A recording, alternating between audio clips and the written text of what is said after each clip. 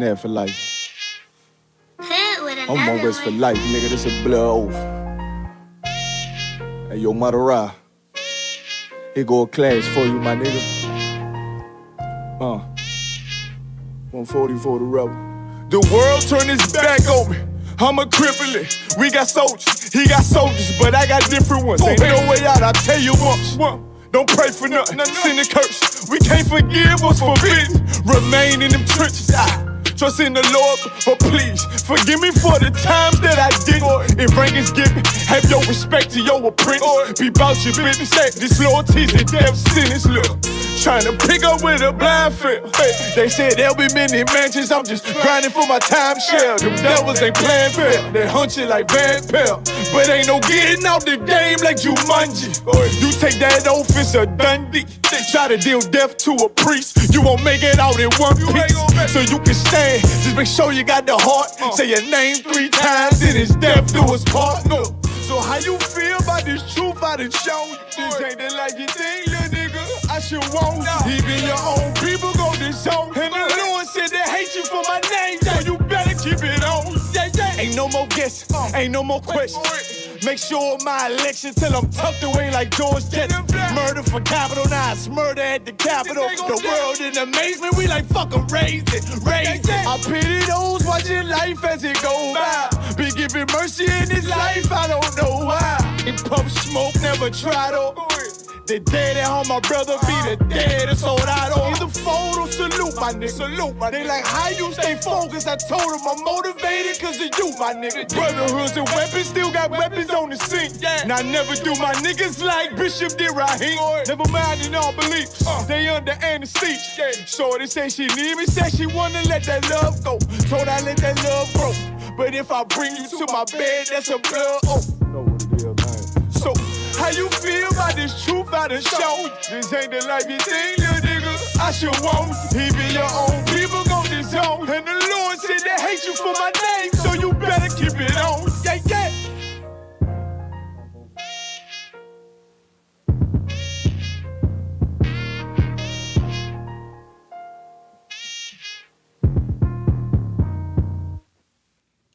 Clap it up. Go ahead, clap it up. And it's Precinct Officer Uriah, man. You know what I'm saying? Back at you one more Tuesday.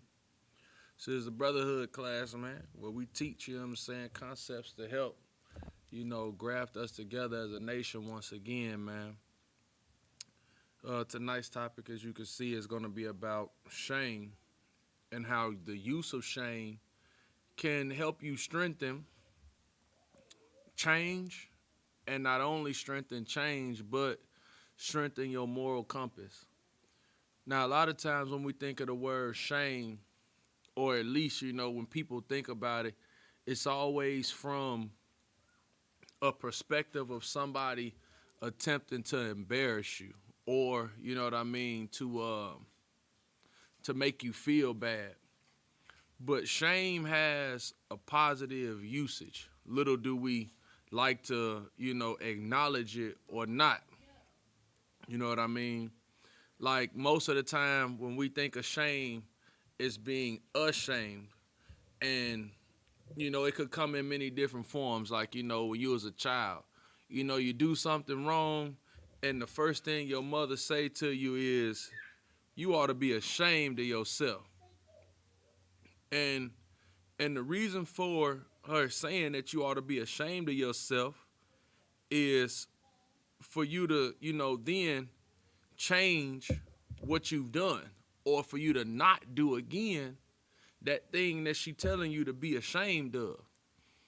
So having a conversation with a cat, and the cat we spoke about, as far as, something previously said, well, people need to be shamed out of behavior, because sometimes people don't recognize that the behavior that you emitting, or the behavior that you're putting out, it's not one, that shows a good moral compass, or at least it's not good for your health, or, there'll be many different reasons to shame an individual or for an individual to require shame for what they've done.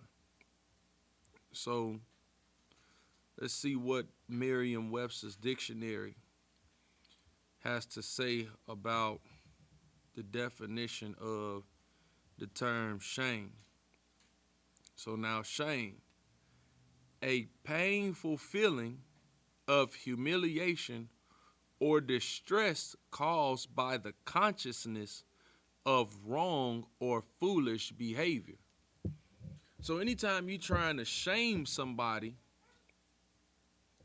it's not because you just want to embarrass them or humiliate them, but the purpose is for you to help them understand that what you have done is wrong or foolish.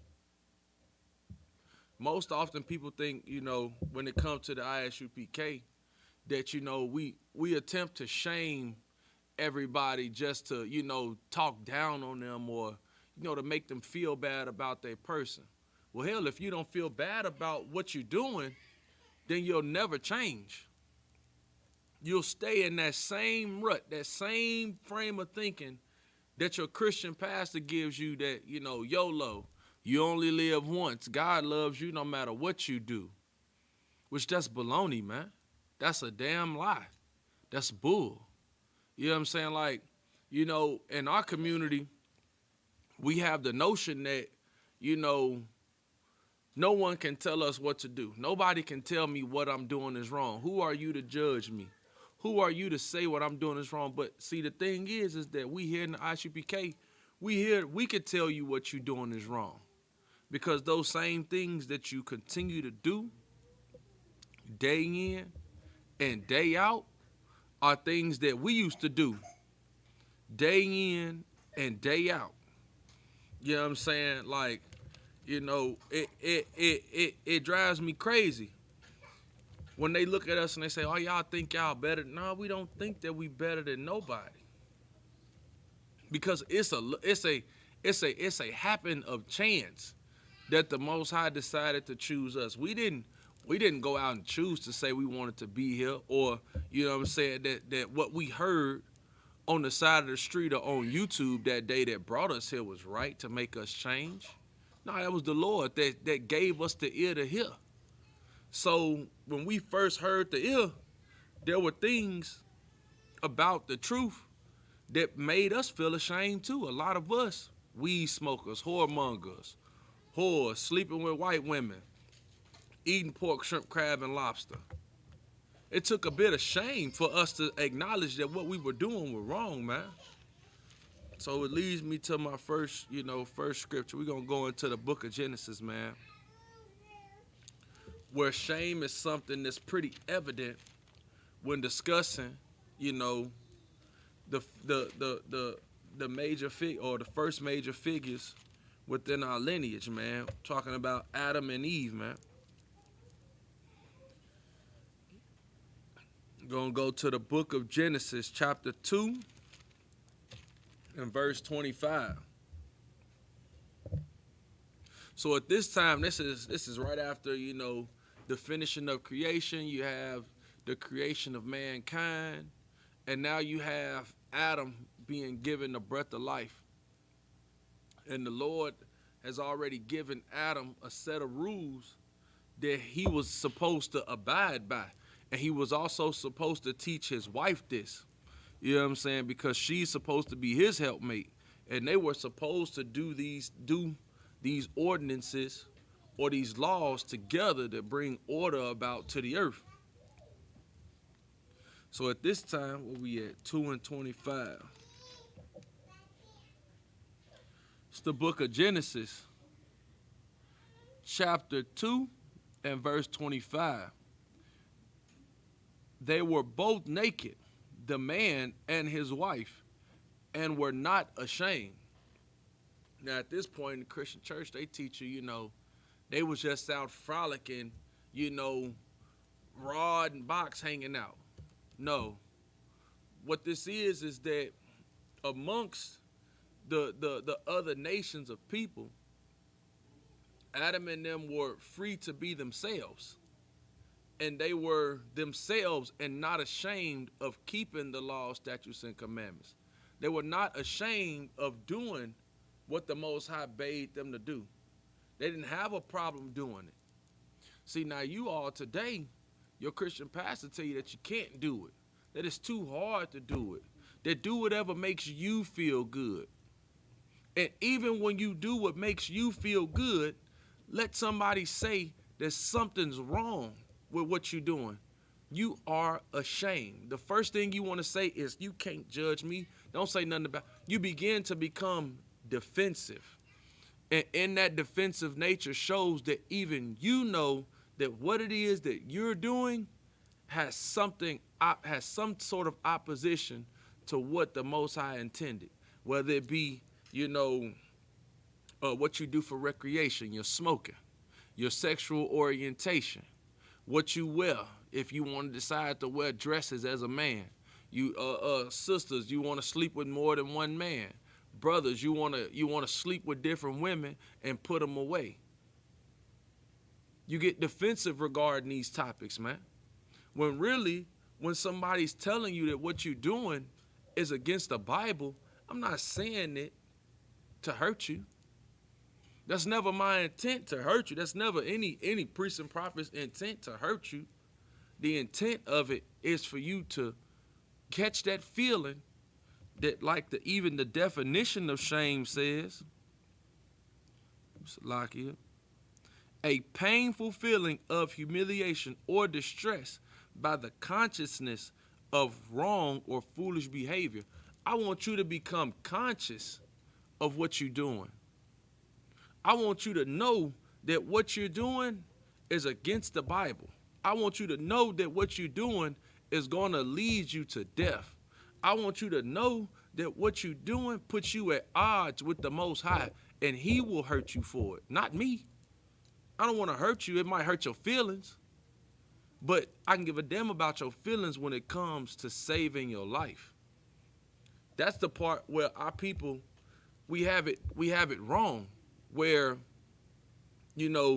early on in your life, a lot of times you get shamed as a kid. As a child, you get shamed for all types of things. You get shamed for digging in your nose. You get shamed for wetting the bed. People try to shame you for the girl you like. People shame you for the clothes you wear. So now once you become an adult, you have this barrier built up to where you don't want anybody to say anything about you, because you done dealt with this type of thing for so long that people have shamed you throughout your life or have said things about you all your life. And now you at the point where I'm not having it no more. Nobody's going to shame me for what I'm ashamed of. So at this point in the scriptures, like I say, 2:25, Adam and Eve were naked and ashamed. They were doing the Lord's bidding. They were doing what was requested of them and had no issue with it. So going forward, now this is after Eve decided that, she saw, here go chapter 3, verse 6. And when the woman saw that the tree was good for food, and that it was pleasant to the eye, and the tree to be desired to make one wise, she took of the fruit thereof and did eat. And also, Salakia, also unto her husband with her, and he did eat. And the eyes of them both were open, and they knew that they were naked. And they sewed fig leaves together and made themselves aprons. And they heard the voice of the Most High Power walking through the garden in the cool of the day. And Adam and his wife hid themselves from the presence of the Most High Power amongst the trees of the gardens. So at this point, this is when they knew that they did something wrong. It's just like when you first start smoking. You go wash your hands. You go put on cologne. You go chew gum. You go do everything to hide this thing that you've done for out of sheer pleasure. Out of your own wicked thoughts, you went and done this. You knew it was wrong, and now you have to hide it. If you didn't have to hide it, what the hell would you be ashamed about? We only most ashamed about the things that we hide and do in the dark. That's something that further should let you know that if somebody can't say anything about what you do without you becoming offensive, and you have to hide it, or you have to try to dress it up in a way to make it palatable to other people, that should show you that you're ashamed of it. And they were so ashamed that they began to hide among the trees of the garden. They began to hide. It's much like us today. Like when people first hear about the truth and you see how the sisters wear their long dresses and they got their head covered up and they looking as modest and as beautiful as all hell get out. They not ashamed because they go everywhere like that. They all with their husbands, with family members that ain't in the school, and they could give a damn. But you got other sisters that, to her, covering up her tail is shameful. And uncovering what should be a secret. Because there are things that should be covered. That's what she has no shame in. Women nowadays, I mean, you look up, we got another challenge over the same thing. I mean, how you have the WAP challenge and then now you at the Busted challenge or any other damn challenge that then came out, and they both got something to do with shake and tell. When can we have an actual challenge of some type of skill? Challenges are made to be challenging, not something that's easy that you do anyway. What in the hell does shaking your bottom got to do with a challenge? I challenge you not to do the challenge. That's a real challenge. Because in today's time, it's about who can be the most shameless. The scriptures say, man, a shameless woman shall be counted as a dog. It also says, and if that shameless woman is counted as a dog, she must be wicked. And a wicked woman is a wicked man's portion. So it's no wonder that the two end up being tied together. Because we lack the shame. And then when somebody's telling you that what you're doing is wrong, we lack the humility to look within ourselves and say, you know what? Damn. You know, I could carry myself a little bit better.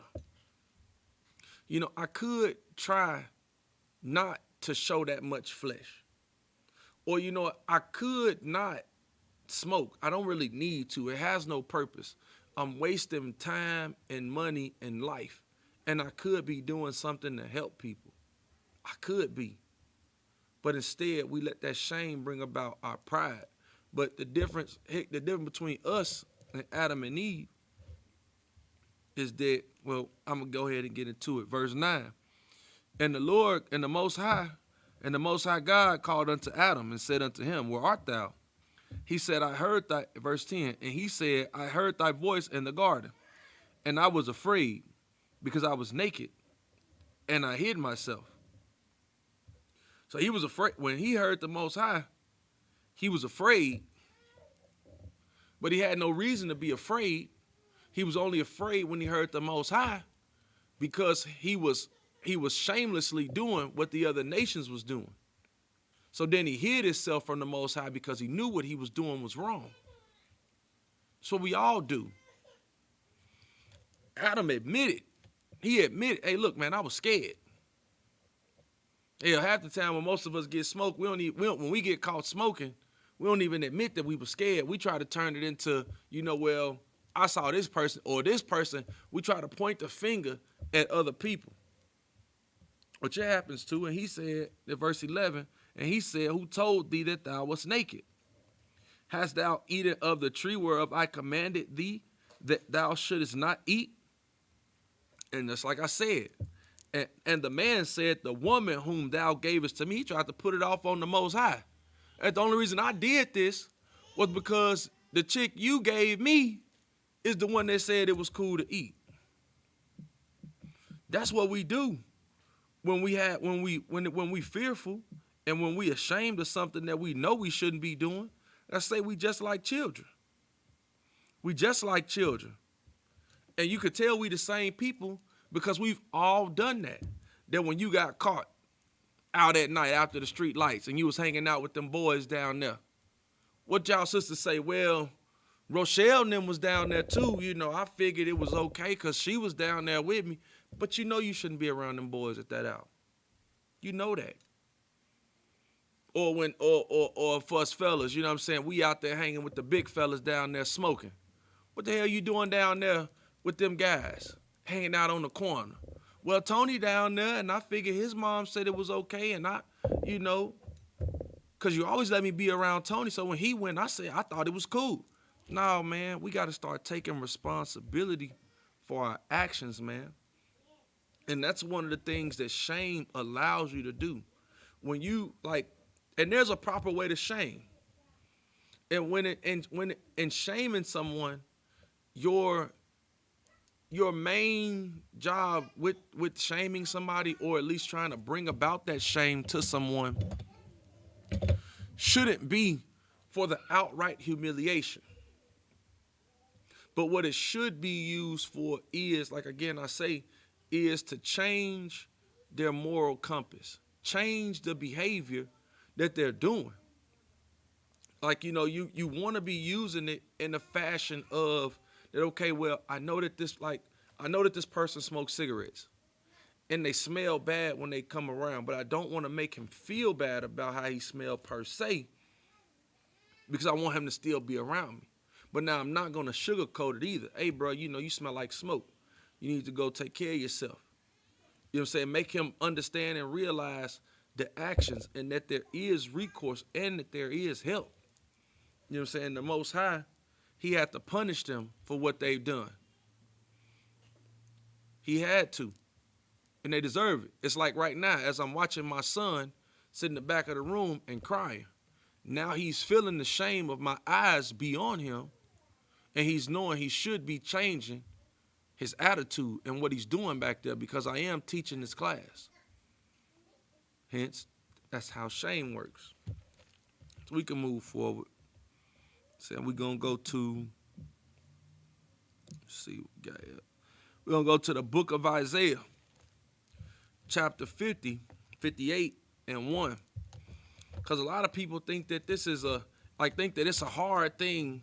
Think that it's easy to tell somebody what they doing is wrong. Nah, man, that's not easy.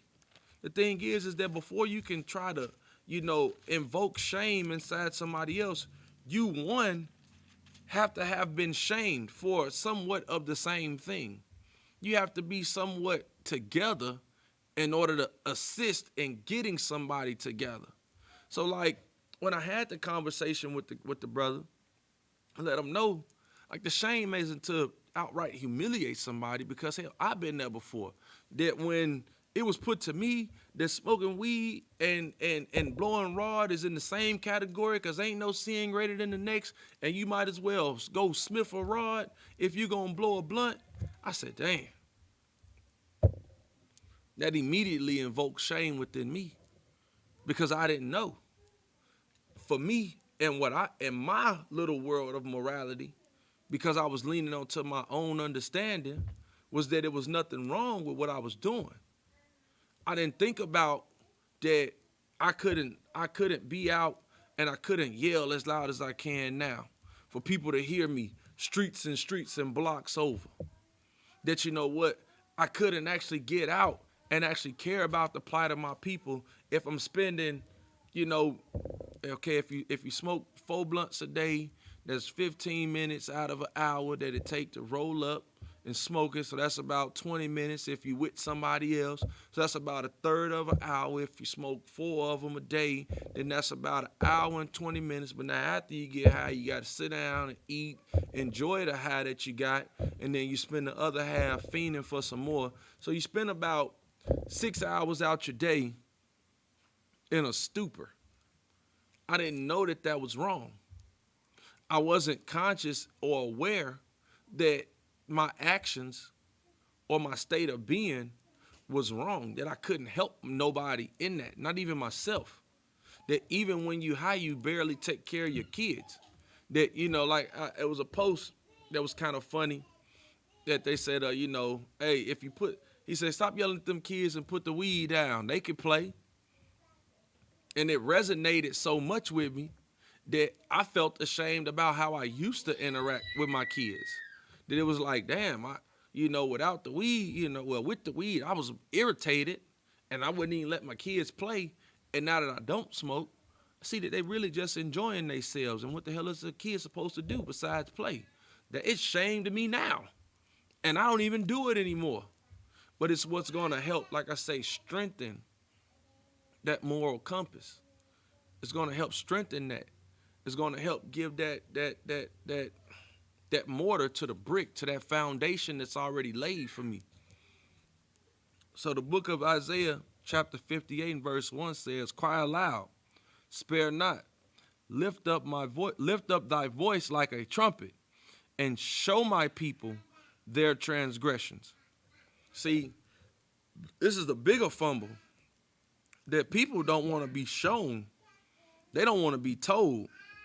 They don't want to know. You get to telling people about, that pork, shrimp, crab, and lobster is against the Bible, and it's such a filthy thing, and it's disgusting, and it's still in the Bible, it's still in the law. People tell you, so I don't give a damn. That's too deep. That Christmas is a pagan holiday, and that it really has the roots in what's known as Saturnalia. Hey, come here. Go stand over there by that door. Go over there and stand by that door. I'm going to deal with you later. Get over there and don't move. You know what I'm saying? Lift up thy voice like a trumpet and show my people their transgressions. People don't want to see their transgressions, man. Get over there. Turn around to the door. Now.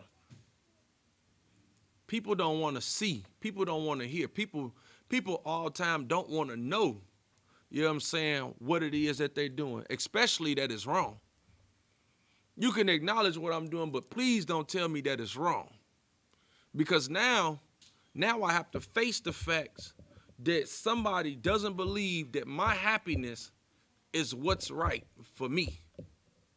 And not all the time what makes you happy isn't what's the best for your life.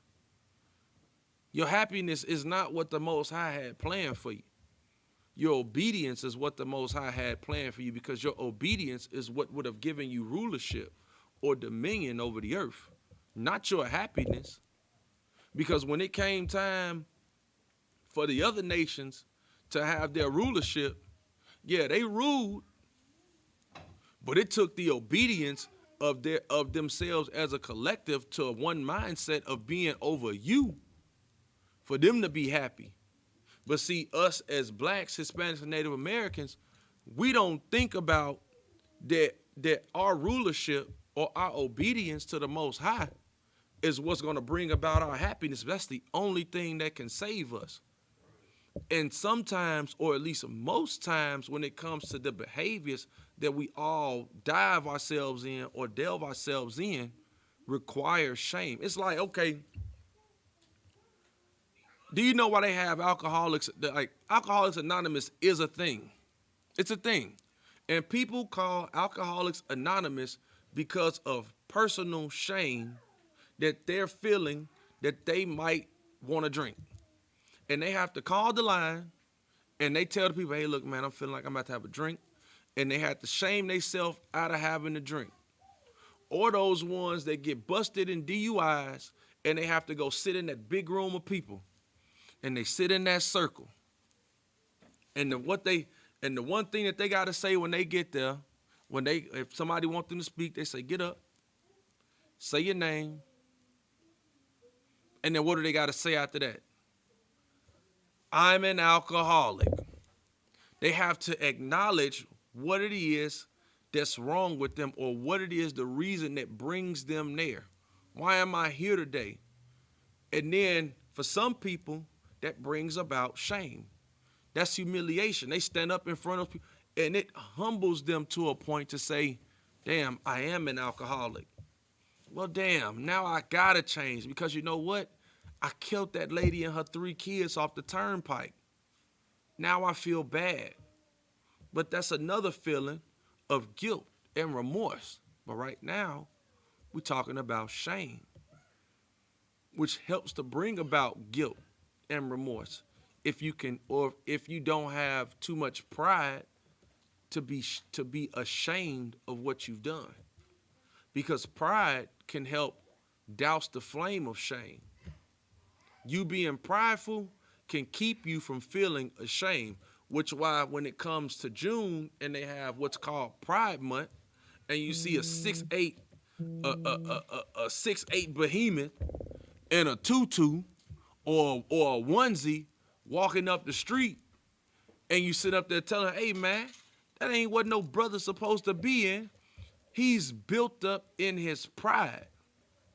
In California, they have a what is called a slut walk that they created. Because what's the sister's name, man? Bald head cat. Amber Rose. She said she was tired of being slut shamed.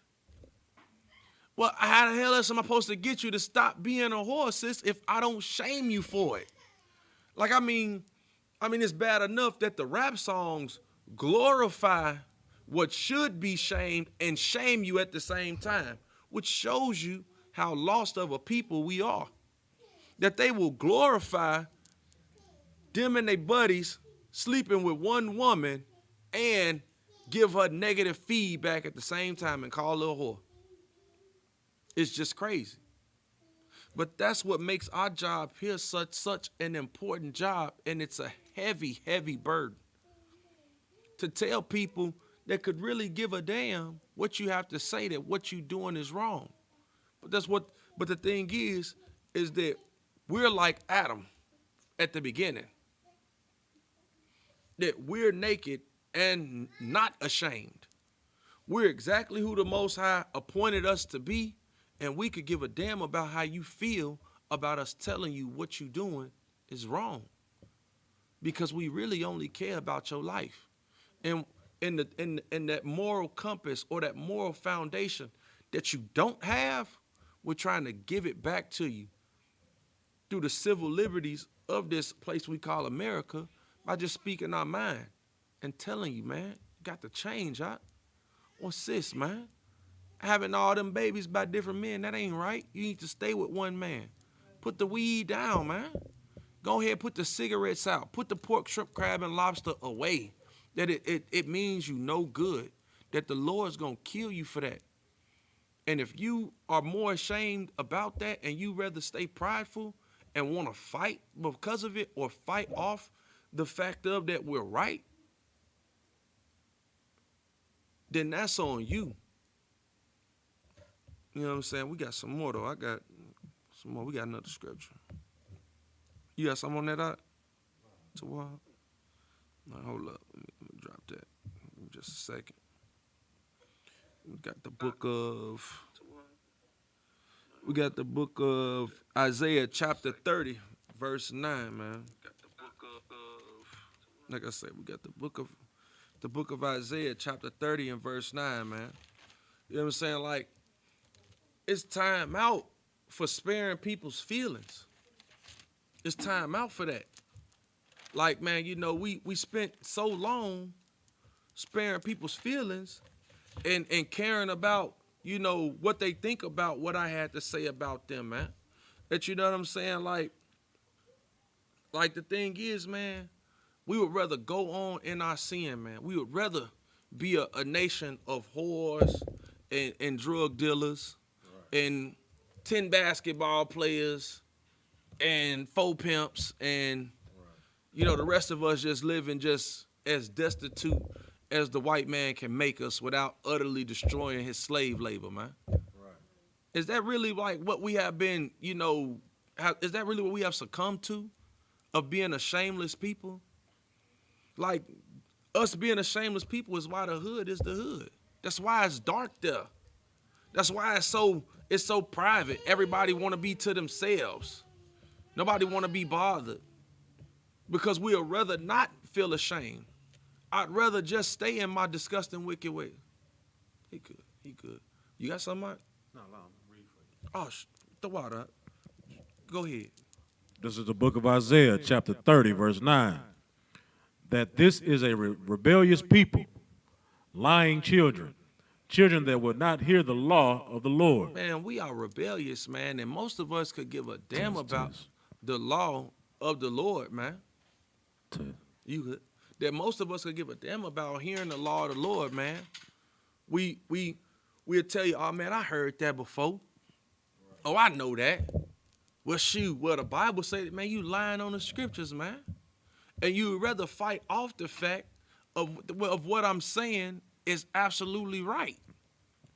You would rather be so prideful or pride within your own nature that, you know what, I could care less that this man really cares about me and don't know me from Adam, don't know me from nowhere. But you know what?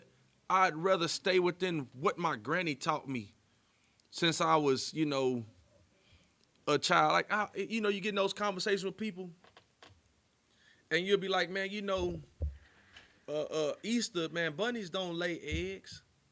Well, you know, and that ain't even when Christ, that's not even the right days. And they'll tell you, you know what I'm saying, well, my granny, she told me this, you know what I'm saying, way back when I was a little jit.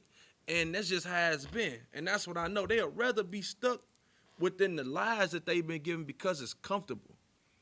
Like, don't get me wrong. Being ashamed is not something that's comfortable.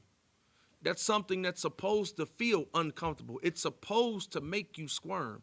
It's supposed to make you sit down and self-reflect and say, damn, I really was doing that. Damn, I really was sleeping with other brothers' gals. Damn, did I really steal that? Why? It's supposed to make you, your shame should cause you to sit up and think about what the hell you've actually done with yourself and what steps you should go through for change. One of my favorite books, it ain't my favorite book, but it's one that I read that I really liked and I enjoyed as a kid. It's called The Scarlet Letter.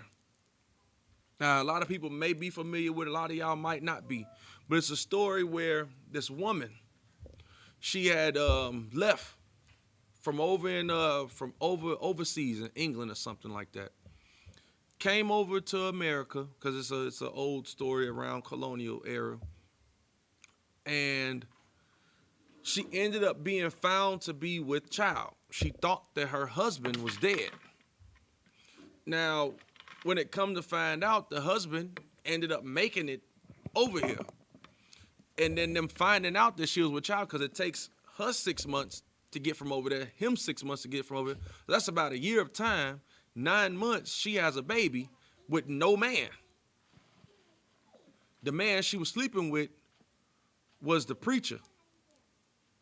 So when they found out that she was sleeping with they didn't find out she was sleeping with the preacher, she didn't want to say anything. She kept it to herself because she wanted him to still stay in the clergy and not be shamed.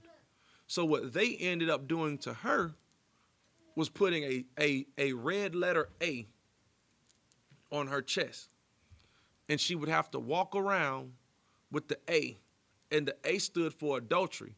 But that was a form of public shaming to discourage anyone else from adulterous activity.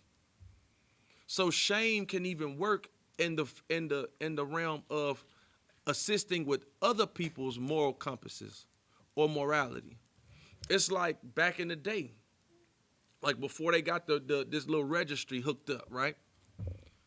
Who all knows what pedophiles would have to do back in the day? Go ahead if you know.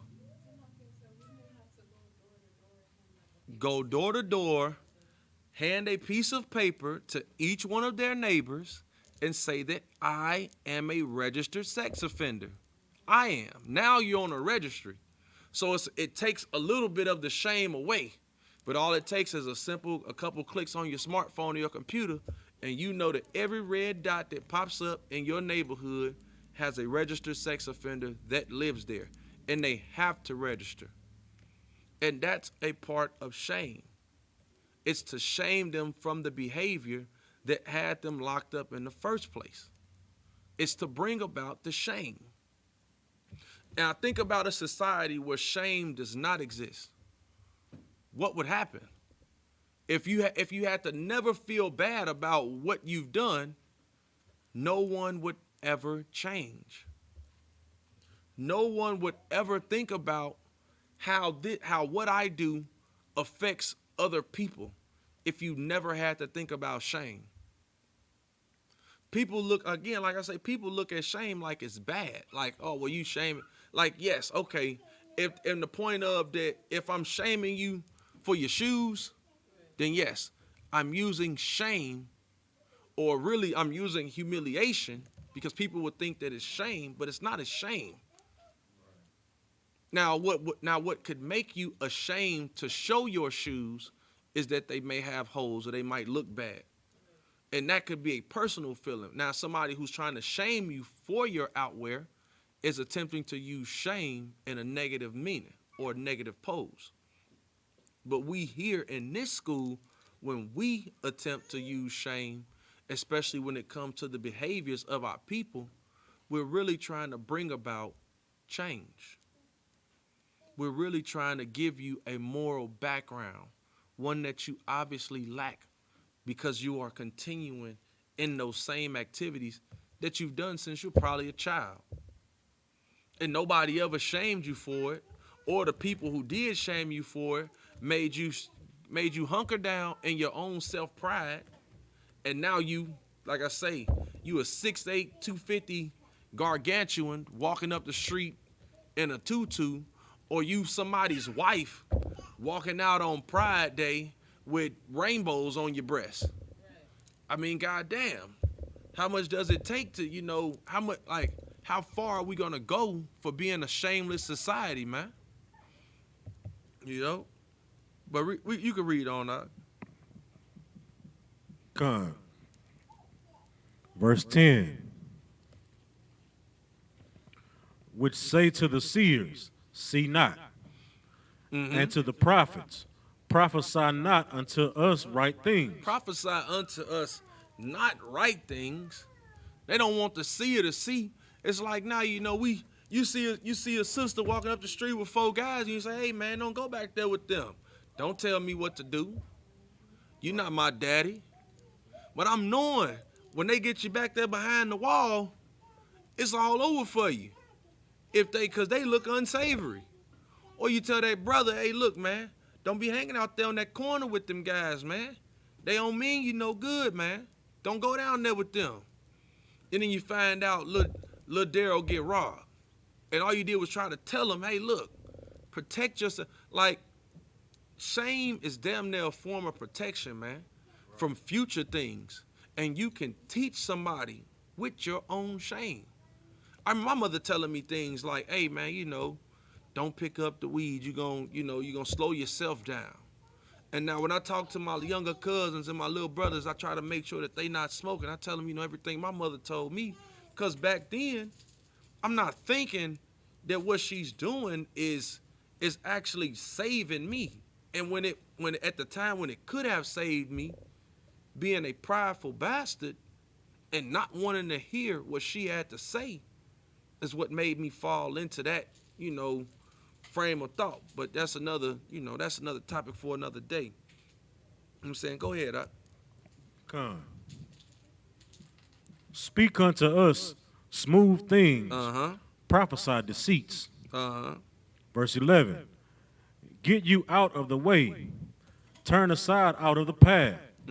Cause the Holy One of Israel to cease from before us. Cause the Holy One of Israel to cease from before us. Like people nowadays, they don't give a damn about the Most High no more. Everybody love God, but they hate doing what the hell he got to say. Right. Everybody love the blessings, but don't nobody love the instruction. Right. They don't come separately. It's a package deal. You want the Most High to bless you, do what the hell he got to say. And how he's going to say it is going to come from the mouth of his prophets. Right. The Most High don't show nothing unless he show about the mouth of his prophets. That's how he work. The Lord ain't going to come down to you and tell you, hey, sis, stop blowing that rod. Right. Come on, man. Come on, man. That's not how the Lord work, man. The Lord work like it's a whole gang of prophets on the corner of Leland and St. Emmanuel, and when you walk past there, they gonna tell you, Stop being a homosexual. Right. That's how they gonna prophesy. That's how the Lord tell you what he want. But they so arrogant. People are so, like, we as a nation are such arrogant people that you can't seem to be wrong. That you can't be wrong. The things that you do on a day-to-day basis is, I've been doing it for so long, man. How you gonna tell me what I'm doing? I'm still alive.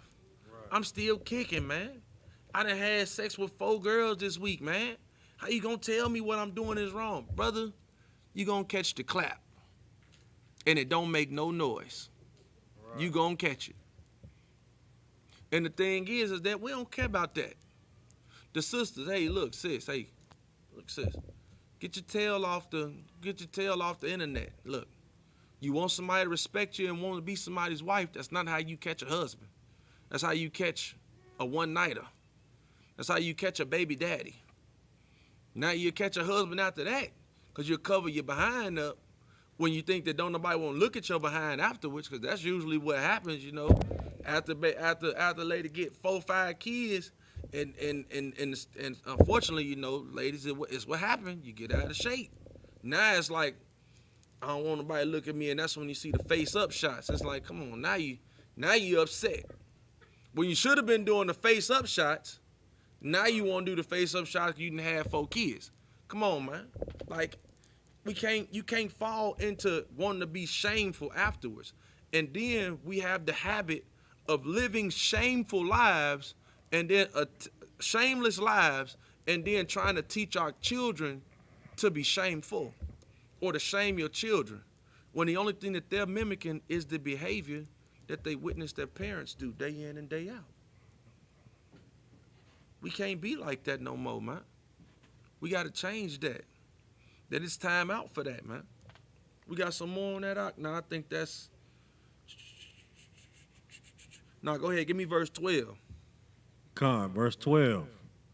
Wherefore thus saith the Holy One of Israel, because ye despise this word. Because you despise this word, because you despise what I send my priests and prophets to say, because you despise somebody telling you that your actions and what you consider your nature to be is wrong. Go ahead.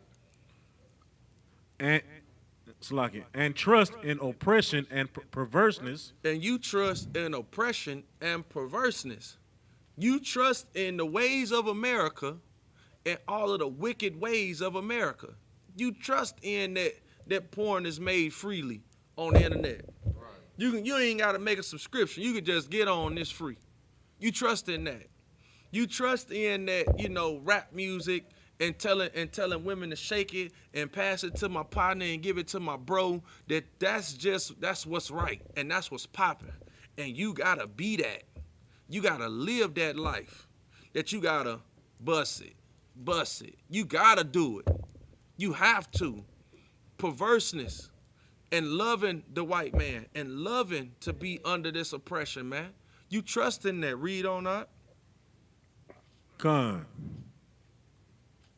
And stay thereon. Verse 13. Therefore this iniquity shall be to you as a breach ready to fall. That this iniquity shall be unto you as a what? A breach ready to fall. Anybody know what a breach is? It's a breach. Yeah, it's like an opening. It's like an opening to you. That because we remain this way, because we don't want to hear the good things of the Most High, or what can help actually change our lives and what would be better for us, it's going to be as a breach unto you. Now, breaches have what? Now, it's an opening, and it's an unsecure opening. It's like a wall. It's like a breach to a wall. And a wall does what? It's normally there to protect something. So now because we're this way, we left open without protection. We're susceptible to having drugs dropped in the hood, guns dropped in the hood, our women taken night after night after night, sisters going missing. But because we believe in living in this society and remaining this way, man, we got to come out of this, man. That us living a shameless life goes into a painful future for us as a nation, man.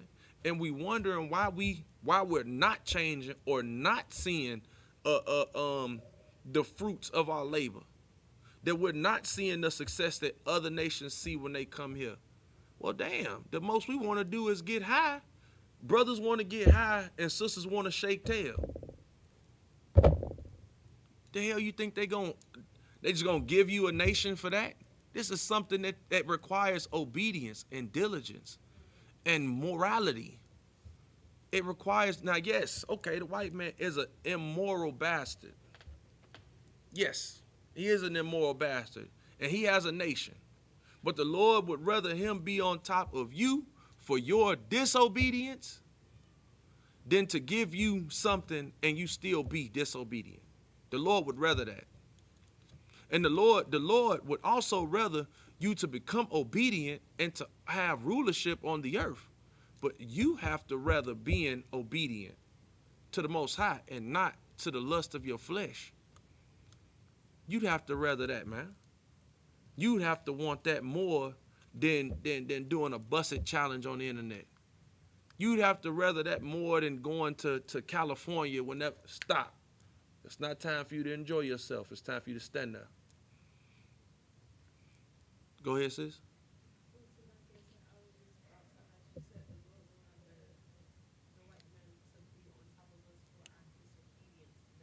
The Lord would rather the white man be on top of us for our disobedience than for him to give us rulership and us remain a shameless nation.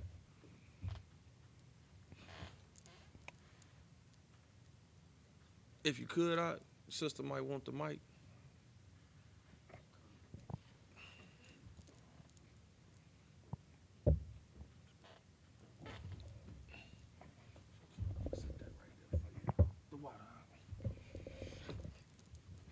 Yeah, man, because we think that this, that us being, at the bottom, it doesn't directly correlate to who we are as individuals, man. Your individual self may not seem big on the scheme of, you might not be the one in charge, but somebody's watching you. More than likely, it's the generation under you. And with you lacking shame, the generation beneath you is going to lack shame because they're seeing you enact this way. Like we've been wondering, well, how in the hell do we get to this way where, our sisters are naked and our brothers don't want to do anything or have no jobs or they look weak in skinny jeans and skinny pants.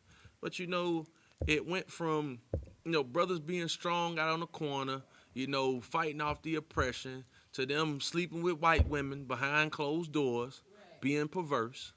You smoking weed, then, throw a little bit of coke in there. Now you all high, and now you turn the coke into crack, and boom, you just ignite something that's just, we've been in the same status for almost 30 years with no rise.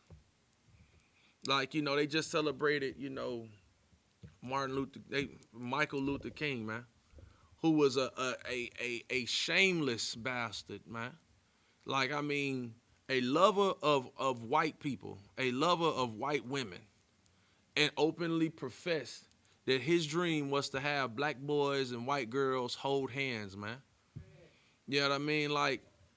We congratulate brothers like that in this place, man, because our oppressors show us that, man. They show us that those people who were weak are the ones that we need to follow after. And weak people live shameless lives, man. Strong people live moral lives because morality is something that you work at. It's not something that's just there. You have to put work into it. You have those slip-ups. You have those failures that make you ashamed of what you've done. And then you say, well, I'm not doing that again. I can't live that way anymore. I can't because I got him, and her watching me. I got these people, even if you by yourself. Here, we're commanded to be the same person that you see Uriah sitting right here at this desk. Call my phone, you're going to get the same nigga on the phone. You get the same one. Rom, same brother, every day in and day out. I ain't never seen this brother change. He don't smile worth shit. I bet he don't smile in the morning when he brushes his teeth. I don't know how the hell he brush them, but he the same brother, you know what I'm saying? That's my dog. But you know what I'm saying? I'm just saying to be, you know, when it comes to living a shameful life, there are things that you do and things that you don't do and things that you obviously had to learn not to do, because that's how shame works. It helps strengthen you. Now it tears you down, but after it tears you down, you have to build yourself back up. You gonna drop that one out? Give me let me see. Give me the book of Proverbs, chapter 11 and verse 2. This is something that I said earlier. You know what I'm saying? Like we think that being shameless, you know, it comes to no discourse, that there's nothing after that there's no repercussion for it, man. There is repercussion for it. There's repercussion for everything that you do in life, man. For every action is a reaction. You got that for me? Con, this is the book of Proverbs, chapter 11, verse 2. When pride cometh, then cometh shame. When pride cometh, then cometh shame. You know what I'm saying? So when you become to be prideful, the moment that thing that you prideful about is shown to be an error, then coming shame. Because you're getting ready to be shamed for what you thought was oh so great about you. That thing that you was so prideful in. If you prideful in how much weed you smoke every day, guess what? You're a crackhead. You're a drug addict. Shame is coming to you. Like they thought Bob Marley was some type of health nut. And he smoked himself into cancer. Right. Go figure. What's the other cat? A doctor, what his name is? Dr. Sebi. He was gonna make you an elixir from heaven. And guess where he ended up at? In the hospital. Now, I'm not saying nothing was bad, because what he did, you know, a lot of brothers believed in it. Some of his health, you know, treatments might have had some effect for people. But all in all, the same things that he was so prideful about and so, you know, esteemed for were the same things that he didn't use to overcome his own sickness. What the world? Stop. You know what I'm saying? Like that, like it's just it. Go ahead, give me the rest of that out. Con. But with the lowly is wisdom. But with the lowly is wisdom. With people who live, you know what I'm saying, low lives and meek lives, man, come wisdom, man. We don't think, when you're not thinking highly about your activity, man, when you're not, I'm getting a bag. Everybody who out there say they got a bag, you ain't even got a pot to piss in or a window to throw it out of. You live in a terrible life. You horrible. You go to the club and you got what they call, what's that, you got gold plated. You ain't even got real golds on. You gold plated.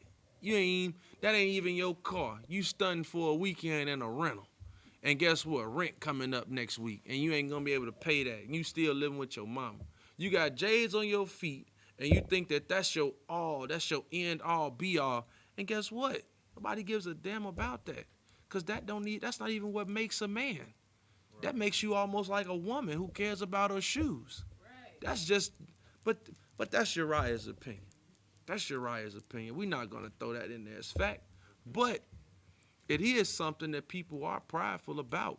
And then when you show them that means nothing, they ashamed for it. And they'll want to argue with you about it and let you know that their shoes is better than yours. But, you know, whatever, you know. Read on. We got some more on that. Number 3, verse 3.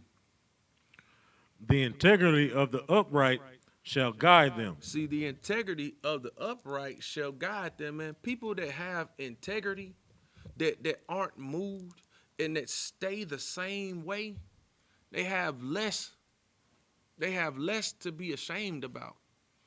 Or they have nothing to be ashamed about, especially brothers here in the UPK. You can do all the searching and all the digging that you want. There's not a hair you can find on a brother that he ain't gonna tell you, hey man, yeah, it used to be me, or I used to do that, but nah, I don't. So you can say all of that about somebody who I put away, but you can't say that about me now. Now what can I say about you now? You still eat pork, shrimp, crab, and lobster. You still like white women, don't you? You like you like pink toes. I know you do. I know you. Or sis, you how many men you slept with in the last year? 4. So you mean to tell me you jumped on a different rod every 3 months? Damn, sis. Are you for real? Like we had one lady come out and tell us, oh, y'all Jewish, y'all blow baby rod. Hold up, sis. Cap say, you ain't even got no edges. like, he killed her. Like, it was like, bro, like, come on, man. Like, but the thing is that we move this way because we host integrity, man. We are integrable people, man. Like, it don't matter where we go, we're the same. It don't matter what environment we in. We can go to a club and it could be wickedness all in the air. But in that one circle, that one corner of UPK brothers, that's the righteous corner in the city. That's right. Right there. That's the righteous, them brothers sitting back there drinking beer louder than the music. They the righteous niggas in the city. Right. And you can quote me on that. Now that's fact. That's not opinion. That's fact. Right. You can check them brothers' background. You can check their stomach for the last thing they ate. It's nothing unrighteous with that. Right. You can check the last thing that they said. It was nothing unrighteous about that. We don't move that way because we guided by the Spirit of the Most High, man. That's just the life we live in, man. That's the life we live. We walk it, we talk it, and we live it, man. We go ahead, Doc. And Salaki, if I may, and when people look at us, you know what I'm saying, like it convicts their soul. Right. You know what I'm saying, like even like at my slave, you know what I'm saying, like everybody know that I'm righteous. I don't eat pork, crab, shrimp, and lobster. I don't celebrate none of the holidays. Right. So, you know, recently, you know, everybody's all hyped up about crawfish season. And so they were like, yeah, I'm first soon as the store open, I'm gonna buy me 19 pounds. And they looking at me, oh man, you don't eat them. You can't eat them either. Damn, man, I don't know if I can do all that, man. But what they, you know, so you consider like a lame, you know, in young people terms now, right, or a party pooper, right, because you're not engaged in all the lust of their flesh, you know, along with them. right. You know what I'm saying? Go ahead. No, and what you're saying is absolutely correct because what they think is that what you're doing, you taking all the fun out of your life. Right. That you ain't that you know what I'm saying, you don't. Where is it at, man? Hold up. I got the scripture for that one.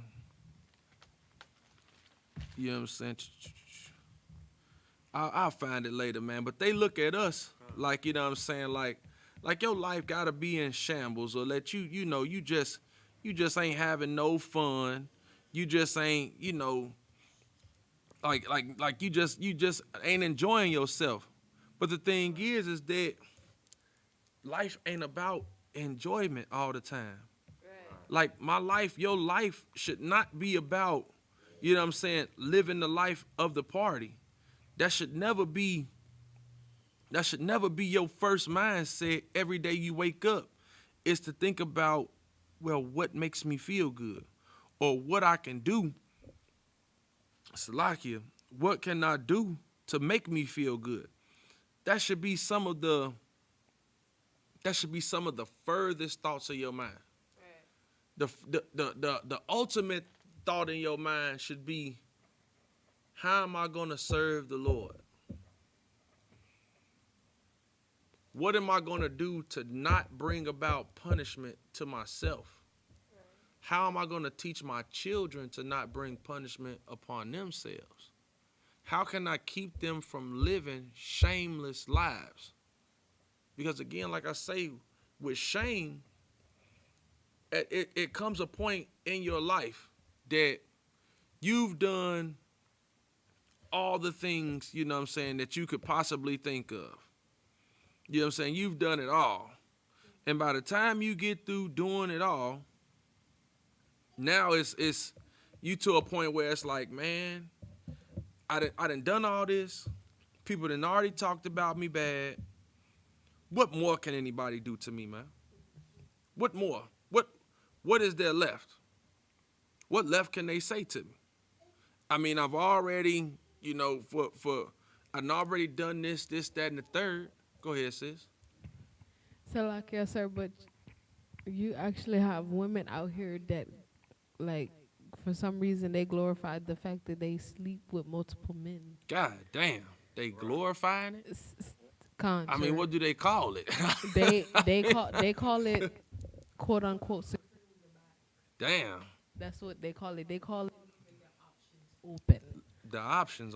Yes, just in case one mess up, they have two on the side, Damn. to piggyback off of. And it's like when you're in the ISUPK, it's like, no, sis, you're a whore. You're a whore. Yeah. I mean, like we're just gonna call it You're a whore. what it is. You know what I mean? And the thing is, man, is that and again, like I say, the job here, people look at it as if like as if this is something that I mean, I'm gonna say it like this. You know what I'm saying? What is it? The proverb approach. I'm gonna say it like this. Our job here is hard, and what increases the hardness of the job is when you have to look at those same people and tell them their errors, and to know that they're gonna hate you for it. And that's why hey, this in Jeremiah, or it might be Ezekiel. He told him to make his head hard against their head. Like hell, if they're going to be as insolent as all get out, you stay strong and you stay firm. You don't be moved by those haughty looks or those looks of anger that people want to kill you. I mean, we got brothers that they'll say, man, shout out to the goddamn Kentucky 8 one more time, because them brothers, like I say, when you out and you live in that when you fear the Most High, it makes it impossible for you to fear anything on this earth. And you will go to war behind this truth. And people will war with you because they're ashamed of something that you said. Like, I mean, when you think about it, shame is what caused that whole encounter. It's not what those brothers said that caused the encounter. It's that what they said invoked shame. And once that person, whoever heard whatever he said, became humiliated within themselves, now it's going to cause you to fight. Now you have to come up against, and then the thing is that you couldn't go to war with words with them, because you can't say anything back to them brothers. And it makes it increasingly hard when they can keep throwing, and pretty much they prophesying to the wind, so they just throwing out this. And wherever the hat fall, that's who it landed on. So they out there landed to one person just on the mic, and another person, like the ox say, spirit getting convicted. Right. You guilty of these crimes. Y'all know y'all filthy, you disgusting, you at the strip club, you a whore, you a whoremonger, you a homosexual, bop, bop, bop, bop, bop. And the hats is just falling. And where the hats landed, they began to get upset. Mm-hmm. And now you so upset, you ain't got nothing else to do but fight. 'Cause, we just those type of people where, if I can't talk you down, I might as well try to dap you down. But hell, you ain't gonna be able to fight a brother out the UPK, especially one that's wearing one of them glorious covers. That's a brother that damn near kill you. You know what I'm saying? I mean, Most High in Christ, those brothers handled their business and, might have not seriously injured anybody, because that's not what we want to do here. That's nothing that we, take glory in, harming our people or bringing harm to anybody, but we will protect ourselves. And most importantly, we will protect this truth, because we are not ashamed of this. Right. This is the last thing that we would ever find any shame in, because there's nothing wrong with righteousness. And now if our forefather Adam would have known that there was nothing wrong with righteousness, then hell, we'd still be in the garden. Like a lot of us, we live lives, what they say about the preacher's daughter. Not saying that any preacher is actually raising his daughter, to be, a righteous sister. But most of those children live strict lives at home. And because of the shame of living that strict life, of being the preacher's daughter or being, somebody who people look at of esteem, that the preacher's daughter is the whore and the preacher's son is the biggest drug dealer, except on Sunday. Right. You know what I'm saying? That's about the only day he ain't selling a pound. Is he up there? He got to be up there at the altar. But as soon as it's over with, about 6 o'clock, he back out to it. But you know what I'm saying? And your granny's tithes is what put the foes on the car. Right. It ain't that he was selling that much drugs. I mean, even though he is, Pop's just breaking them off a little bit of that tithing that your granny giving up. Right. That's what goes on. And we don't know that. But now when you telling granny that all she doing is paying for a building fund with no new building, she ashamed. Nice, boy, how you gonna say that about my pastor? Not my pastor. Right. Granny, y'all been in the same building since the 80s. They done had the same building fund that ain't, what the hell the new building at? You ain't done nothing. Right. And granny she too ashamed because she knows she been giving up that money. So now she can't stop giving it. Right. Because now it seems like she don't believe. Right. Granny, you believing in bull. It ain't that. And they misplay and they take our trust and they use it. And the things that we are ashamed about, they use those things against us. You know what I'm saying? Like it's hard to make yourself vulnerable with people.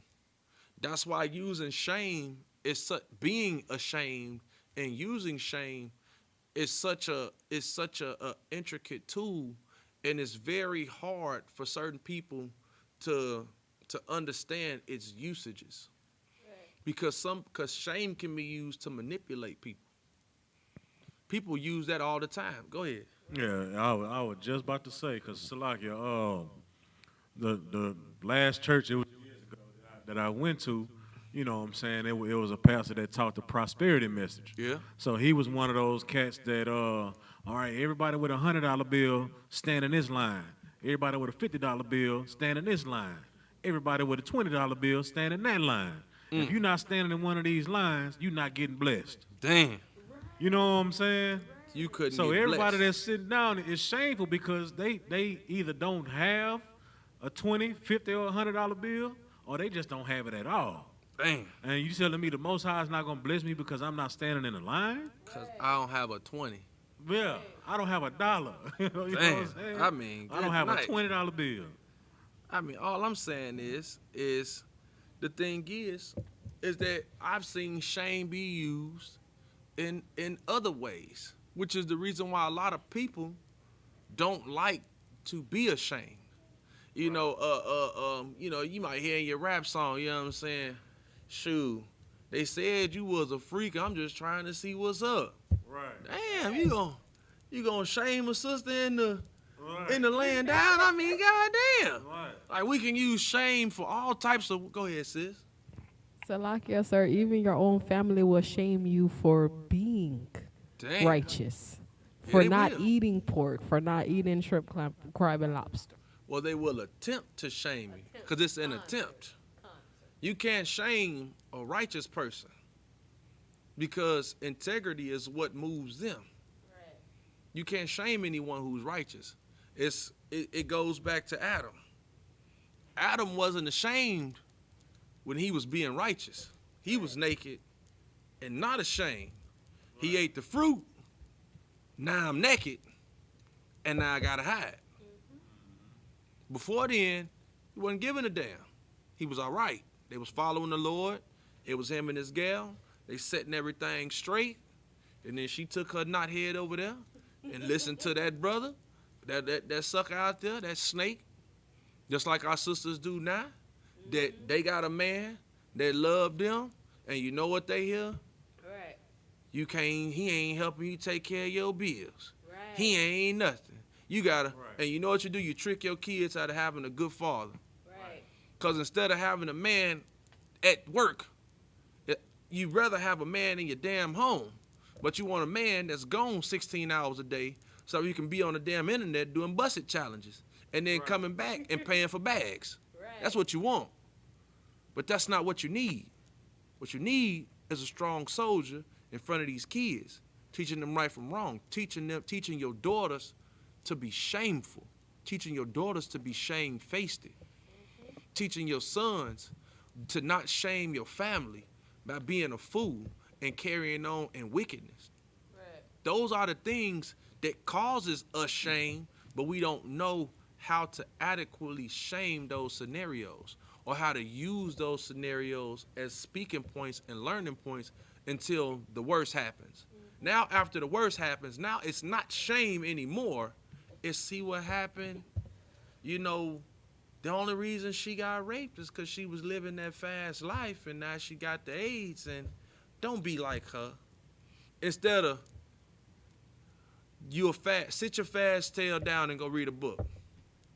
Cover your go take your nappy head self back in there, that big forehead, don't nobody like you, tell her all that bad stuff. You don't do that, but make your daughter not feel as though her beauty and her presence is necessary around guys.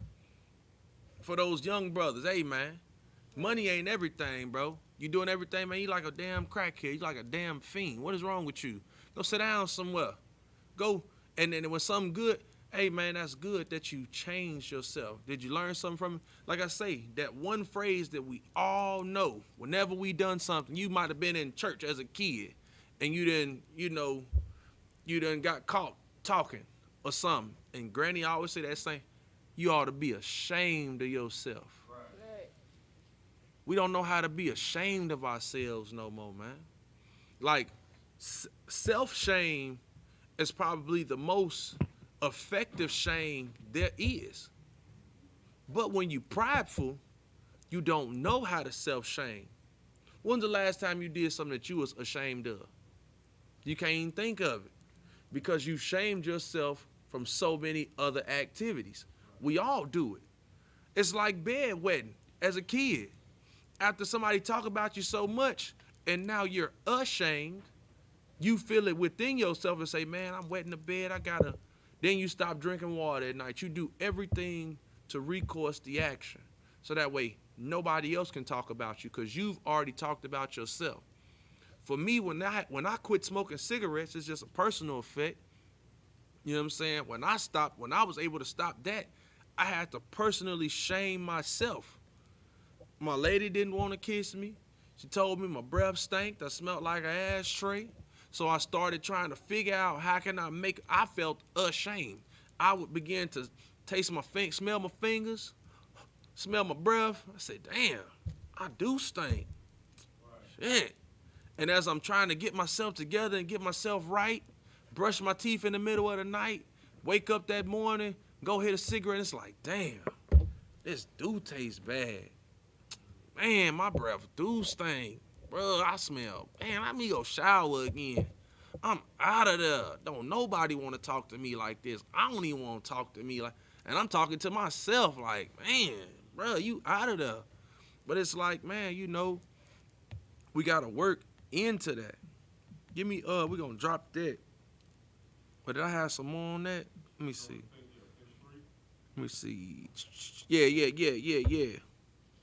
Con, the rest of verse 3. But the perverseness of transgressors shall destroy them. But the perverseness of transgressors shall destroy them. Like it say, like the wages of sin is death, man. Right. So the more perverse you are in your life, man, the more destruction you can see. You know what I'm saying? The more lives that you're going to destroy in the wake of your own perversions. Right. You know what I'm saying? Like, people don't think that, the things that you carry into are the things that you like. Like I say, we all don't see how our lives and what we do affect other people, man. And sis, you're right. Sis Anitra Ward, some whores have no shame. That's why you see them sisters lined up the block half naked. They've been conditioned to be shameless. Right. They've been conditioned to be that way.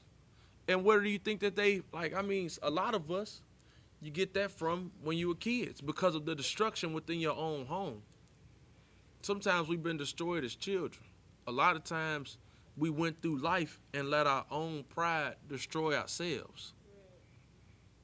Pride coming before destruction. And when you live a prideful life, you will find less and less things to become ashamed about. Because to you, that's living your life. That's being happy. Being happy should not cost you your integrity. Being happy should not cost you, the respect of, the self-respect before it even turns into respect from somebody else. Your happiness should not cost you that. And all the time, that's what we will trade in for. We'll take that as an even trade of being happy. And you know what? Somebody got to have fun with me for a night. Like, hell no. That should never be your recourse. That should never be the action that you take. I think we're going to be done with that one. Could I get the book of Jeremiah, chapter 3 and verse 24, if I could? Con. This is the book of Jeremiah, chapter 3. Salaki, verse 24. Oh, no, Salaki. Let me get the book of Proverbs 13 and 18 before that one, if I could. Salaki.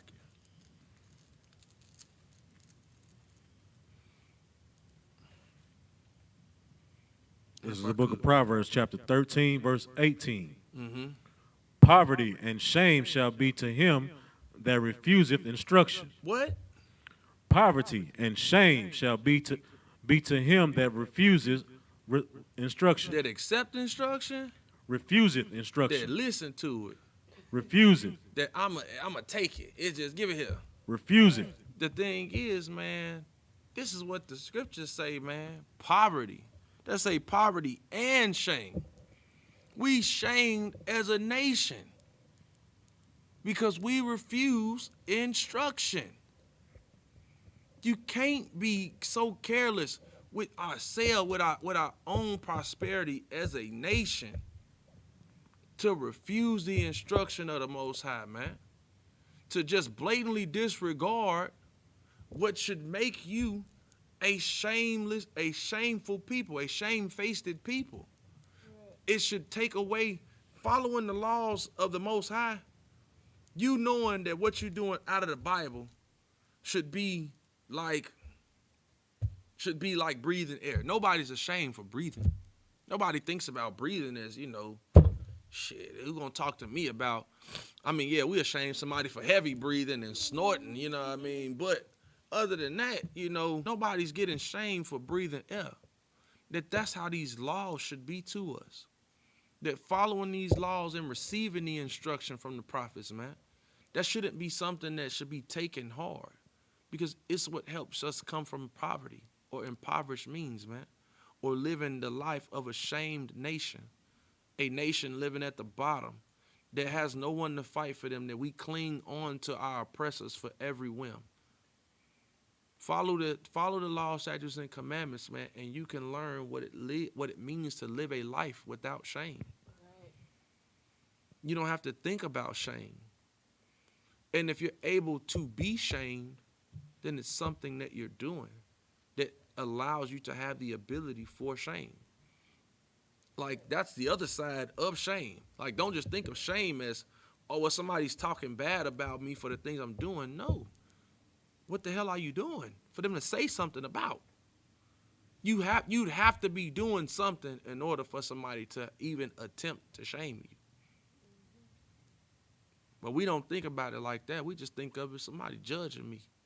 He telling me what I'm eating is wrong, and the Bible say I can't do it. No, if me saying it is enough to make you say you judging me, that's showing that you feel shame. Right. Now, me judging you, or really I'm not judging you, I'm just convicting your spirit. Right. What are you doing that's shameful? That's when the self-reflection has to come about. That's when your sense of morality has to spike and say, is it actually wrong? Now, because again, like I say, we lean onto our own understanding as a people, and we don't care to think about the instruction of the Most High. We can give a damn whether or not, if what we doing is a shameful action. We could care less. Go ahead for me out, if you could, Bobby Kashaw. Con. But he that regardeth reproof shall be honored. He that regardeth reproof, correction. He that regardeth correction shall be honored. And why do you think that the person that gets the correction or that listens to or heeds the correction is honored? What would that person, why should that person be honored?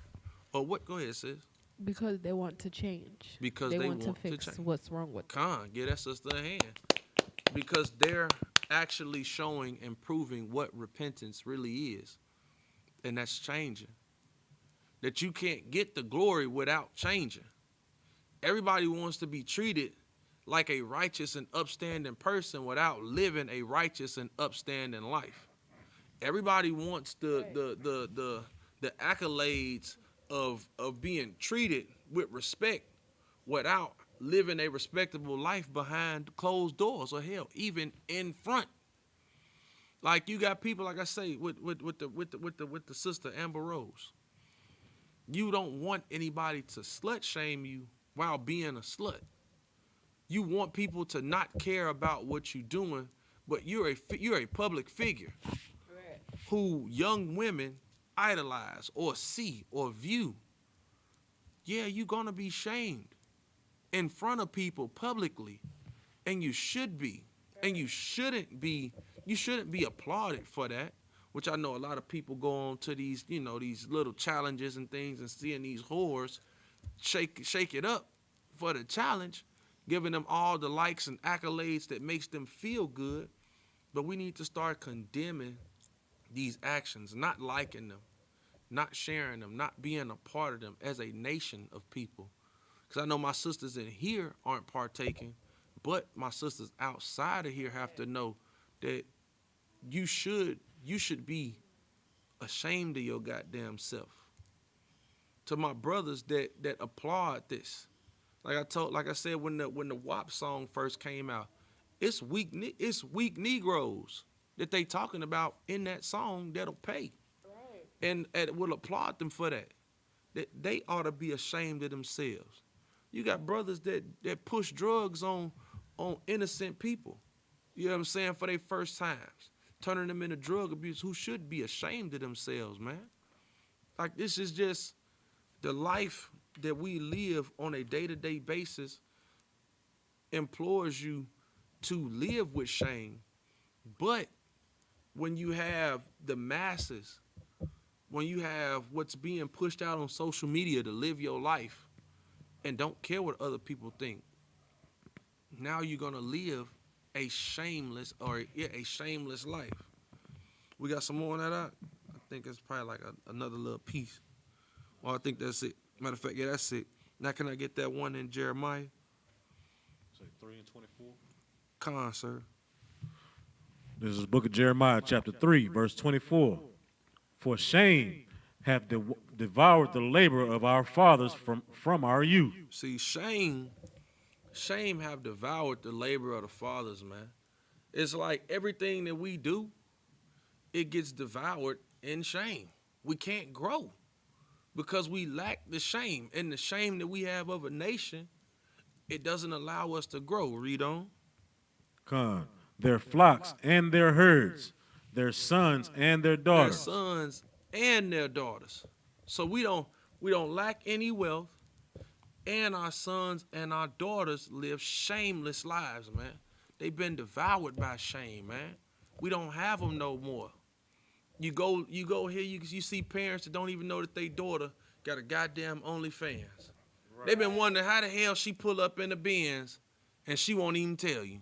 Right. This chick got a whole mini mansion, and at first she couldn't even afford the apartment that you put her out to. There was a 1-bedroom and she was on Section 8 paying $8. She couldn't even do that. Right. Now she over here living in Katy. What the hell going on? My son, I thought he was a good child. But you know what? I lived a shameless life and I used to sell dope. So now he a dope dealer. And I'm wondering why every damn other year I got to go bond him out for $1,000 on bail. So this brother got a $10,000 bond. So that means he obviously doing something he shouldn't be doing. But got no shame in the community, man. We devour it all in it. We can't seem to get out of it. Read on that, if you could. Come, verse 25. We lie down in our shame, and our confusion covereth us. And our confusion covereth us. We wallowing in shame. We wallowing in it and don't want to acknowledge it. And we confused at what the hell going on for real. Right. What the hell really happening to us? Right. But when you live that shameless life, what does Scripture say? Poverty. Poverty is what's going to come from that when you live in that life, man. Poverty. Confusion, nah. Because we don't know how the hell to get up out of this. Right. But if our morals, our moral compass is what can assist in building a better hood. Like right. Cap always say this thing, man, sometimes. Well, he don't say it all the time, but, you know, when I ask a certain question, he say, be the change that you want to see. We too ashamed to change and right. be the change we want to see. We all know the hood look crazy now. We got you in the hood. I live in the hood. Now we out there, right. but nobody else want to damn change because now they ashamed of what mama might look at me like. I come over here and they don't get down in the Christmas celebration. Damn, it's kind of, what the hell you into? You into that cult? Right. You into the cult? They want to shame you by calling it a cult. All I'm doing is following the Bible. Nah, man, I mean, what y'all brothers saying is, but I got my kid. So you telling me you more ashamed to wear fringes than to tell somebody that your kids run your finances in your home? Right. I mean, I'd be more ashamed to say that my kids is going to be upset with me or my woman going to be mad than, you know, I can't wear what you wearing because of what y'all wearing or what y'all saying. Right. Yeah, dog. You too ashamed to say the white man is the devil. Don't worry about it, Doc. I'll say it for you. Right. I got you. I mean, don't worry. If you too ashamed to say the white man is the goddamn devil, I feel your pain. Really, I don't. Because I don't have any shame about it. It doesn't bother me. Because I know who my oppressor is, man. Right. And I know that and the thing is, they make more money the more shameless we act. Right. I mean, like, and the thing is that their wealth and our shamelessness, them there go hand in hand. That the more and more shameless we become as a people, the richer they become. Imagine that. Because without the shamelessness, there's no more rap music. So they can't sell the millions of CDs. Mm-hmm. You can't peddle the filth on Facebook. Right. You couldn't do it. You couldn't sell all the merchandise, the Gucci, the Louis, the Prada, because the sisters wouldn't want to wear it no more. Because you know what? I want to wear a handmade dress that covers up my bosom and my backside. Right. You know what I'm saying? Like we literally can stop at least a portion of their wealth by becoming a shameful society, man. Right. We can play a major hand in it. Mm-hmm. But we have to want it. None of this comes with observation. All of this comes with work. And shame is a piece of that work. Like I say, and to the effect of the conversation that I had with the guy, you know, he was more in line with that, you know, well, if you shame somebody that's, you know, coming out the world and they come into the school and you begin to shame them for being a weed head, well, you just gonna give them charge to go be a weed head. No, I'm not giving them charge to go be a weed head. It's because you still want to be a weed head. Right. I'm not making you go smoke again. You going to go smoke again because when you got here and you wasn't high, or you got here and you was high, and I blew you high, you wanted to go get high again. Mm-hmm. It's just because you're weak, out. It ain't because I said something wrong. I'm telling you everything that's right because I care more about your damn life than you do. Right. But maybe the brother too ashamed to say so. That's how shame works. It's a double-edged sword, much like brotherhood. But when yielded correctly, you can save somebody's life rather than ruin it. Go sit down. And this, ladies and gentlemen, if we could turn the camera around, you can see my son take the walk of shame. Right. But that's just, that's just practical knowledge that we're showing, being the Israelite school of universal of, And we're going to drop that. Give me, or it's a more on that or nah? Matter of fact, it is. It's just a half bit. Go ahead. For we have sinned against the Lord our God, we and our fathers, from our youth even until this day. So we and our fathers, from when I was younger, even unto this day. So not only did the men before me live a shameless life, I lived a shameless life up until this day. Go ahead. And have not obeyed the voice of the Lord our God. And have not obeyed the voice of the Lord our God. That's what brings about the shame, man. When we don't listen, shame comes. Like, even for the same reason, what helps change us as a people is the same reason why we go out and convict our oppressor on the streets. Because we have to show him what he's done to us. Right. And for that same reason, for the things that he's done, shame covers them when they walk up on us and hear what they've done. Right. The difference between our oppressor and our own brothers and sisters is that I won't say that's a difference, but every once in a while you can get an oppressor to show some remorse. You can get an oppressor that understands what we're saying. Now, you get that with some of us, because that's why the UPK is growing every day. Because you have brothers who are being shamed out of their old ways and coming into new ways of life, wanting to follow the law, statutes, and commandments, and show the Most High that they can be a brother full of integrity, man. Because that's all you have to do. Just take back your integrity as a man. Take back your integrity as a woman. We have to take back our integrity as a nation, man. Right. And understand that the lives that we have been living might not be or are not the best lives that we have been living. Because your best life would be following these laws, statutes, and commandments.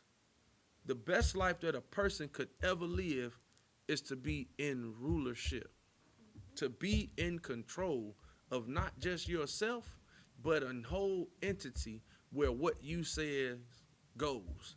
And if you're in line with the Most High, then you're going to be saying the same thing that the Most High is saying. That's going to be in your benefit, because you shall be on the top of society, not at the bottom, not eating the crumbs that fall from master's table.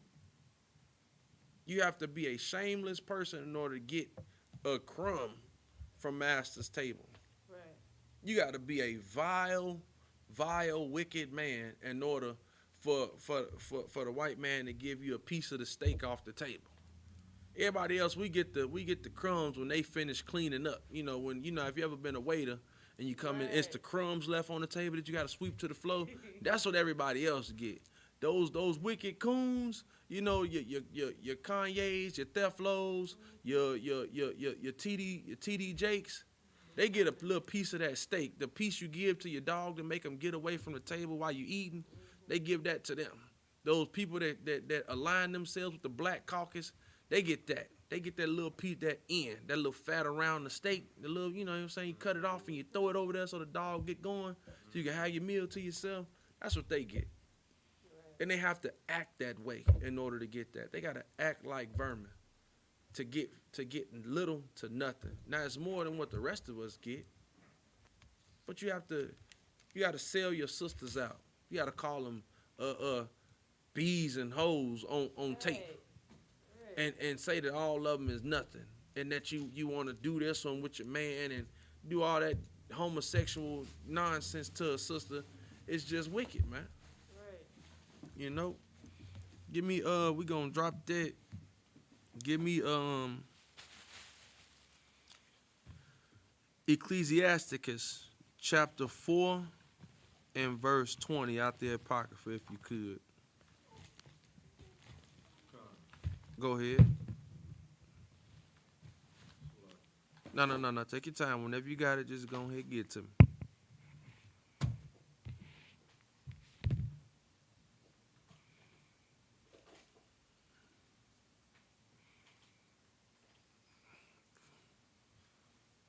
What I say? Yeah, 4 and 20, man. This is the book of Ecclesiasticus out of the Apocrypha, chapter 4, verse 20. Mm-hmm. Observe the opportunity and beware of evil, and be not ashamed when it concerneth thy soul. Observe the opportunity. So look at everything that's going on around you. Beware of the evil, and be not ashamed when it concerneth thy soul. So when it comes to the Most High and punishment with you, don't give a damn what nobody say.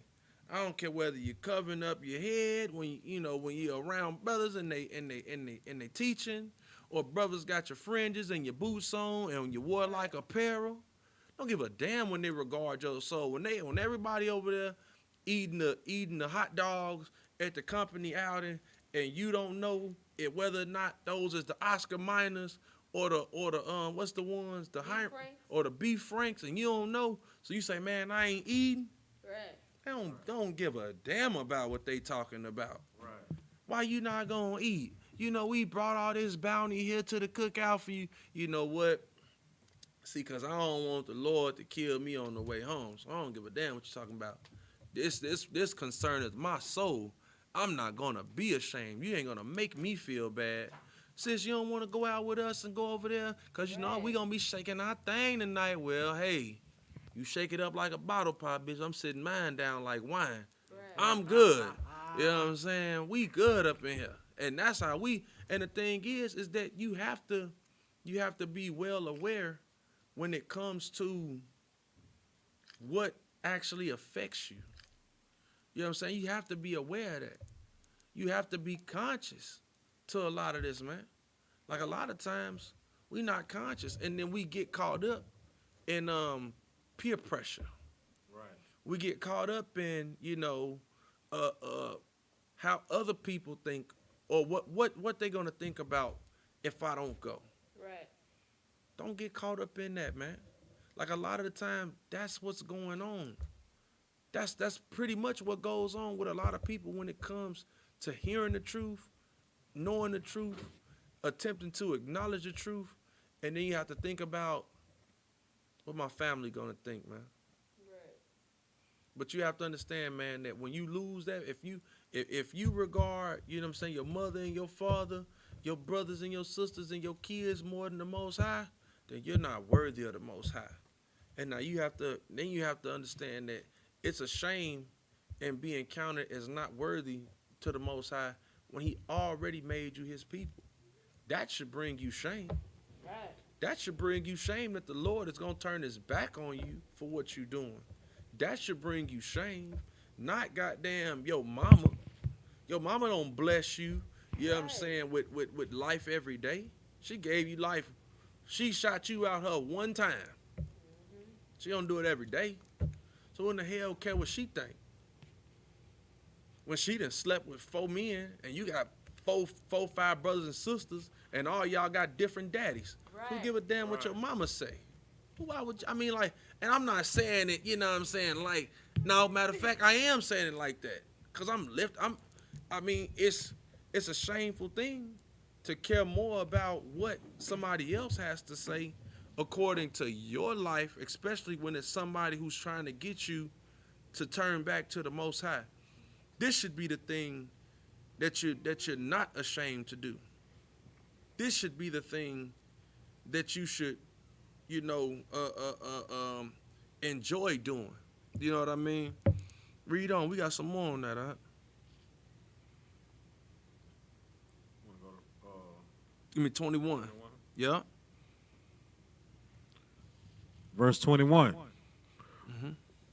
For there is a shame that bringeth sin. For there is a shame that bringeth sin. Like I said earlier, you can shame somebody in a way that makes them continue to live the life that they're doing. You see a sister and she running around with all them young men, and she might have not even had sex with one of them yet. But then it goes into each other. She acting fast, and you can't tell her what she want to do. She go ahead and have sex with the first one. And she's still doing the same thing, and she having sex with each and every last one of them brothers. Now, that's just her normal thing to have another man in her bed every month. Right. It's normal to her now. You trying to tell brothers, hey, man, look, man, don't go over there. Don't start that. Don't be around them while they smoking, man. You can't tell me who my friend should be and who my friend, and then they start smoking, man. And it's not like it's the shame that sends them to it, because they know that they doing wrong, but they so prideful in it that they're going to do what it is that you're trying to tell them not to do, and start going further with it, and then bring about that sin. Now go ahead, give me the rest of that one.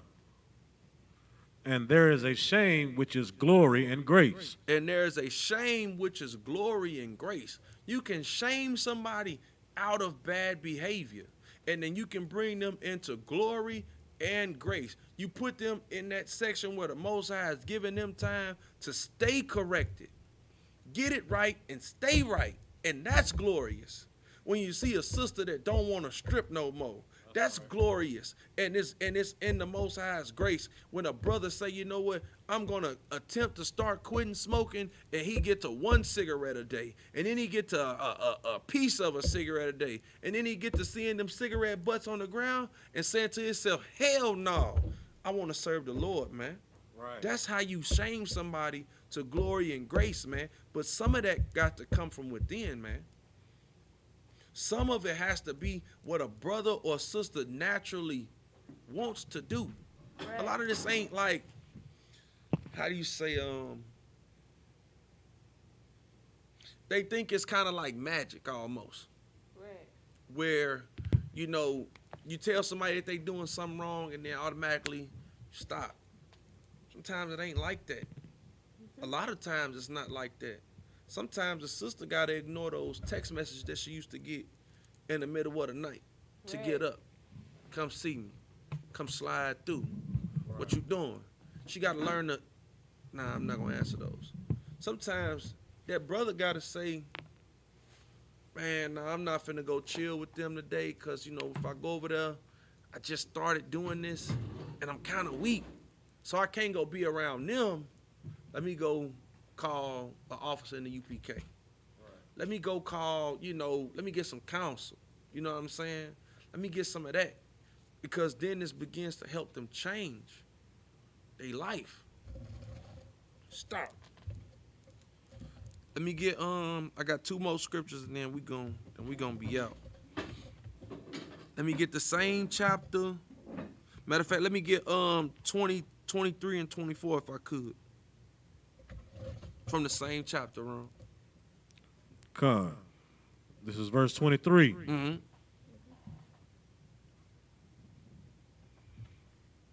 And refrain not to speak when there is occasion to do good. And refrain not to speak. You see how that was? It said, don't not speak when there's an occasion to do good. So if you see somebody going down a wrong path, or if you see somebody's life that you can help, and it may bring them about shame, don't be ashamed, or don't be afraid to say what it is that's on your mind. Right. If that brother walk past you smoking that cigarette, hey, all right, come on, man, you just blew that hole, you just boofed the square in the priest's face, bro. Right. And it stink. I bet your whole car smell like that. Right. He like, damn. And he got to look at the whip, and he got the paper tag on there. He just got it. Man, whole car smell like a cigarette. Man, you know you killing yourself for 6 minutes, man. Take back some of that life and come over here and holler at me. But you got to put that down, though. Shoot. Man, all right, what y'all brothers talking? We done seen it wrong. They go ahead, they flick out, man, what y'all brothers talking about, man? Let me, nigga, they put it out on the shirt.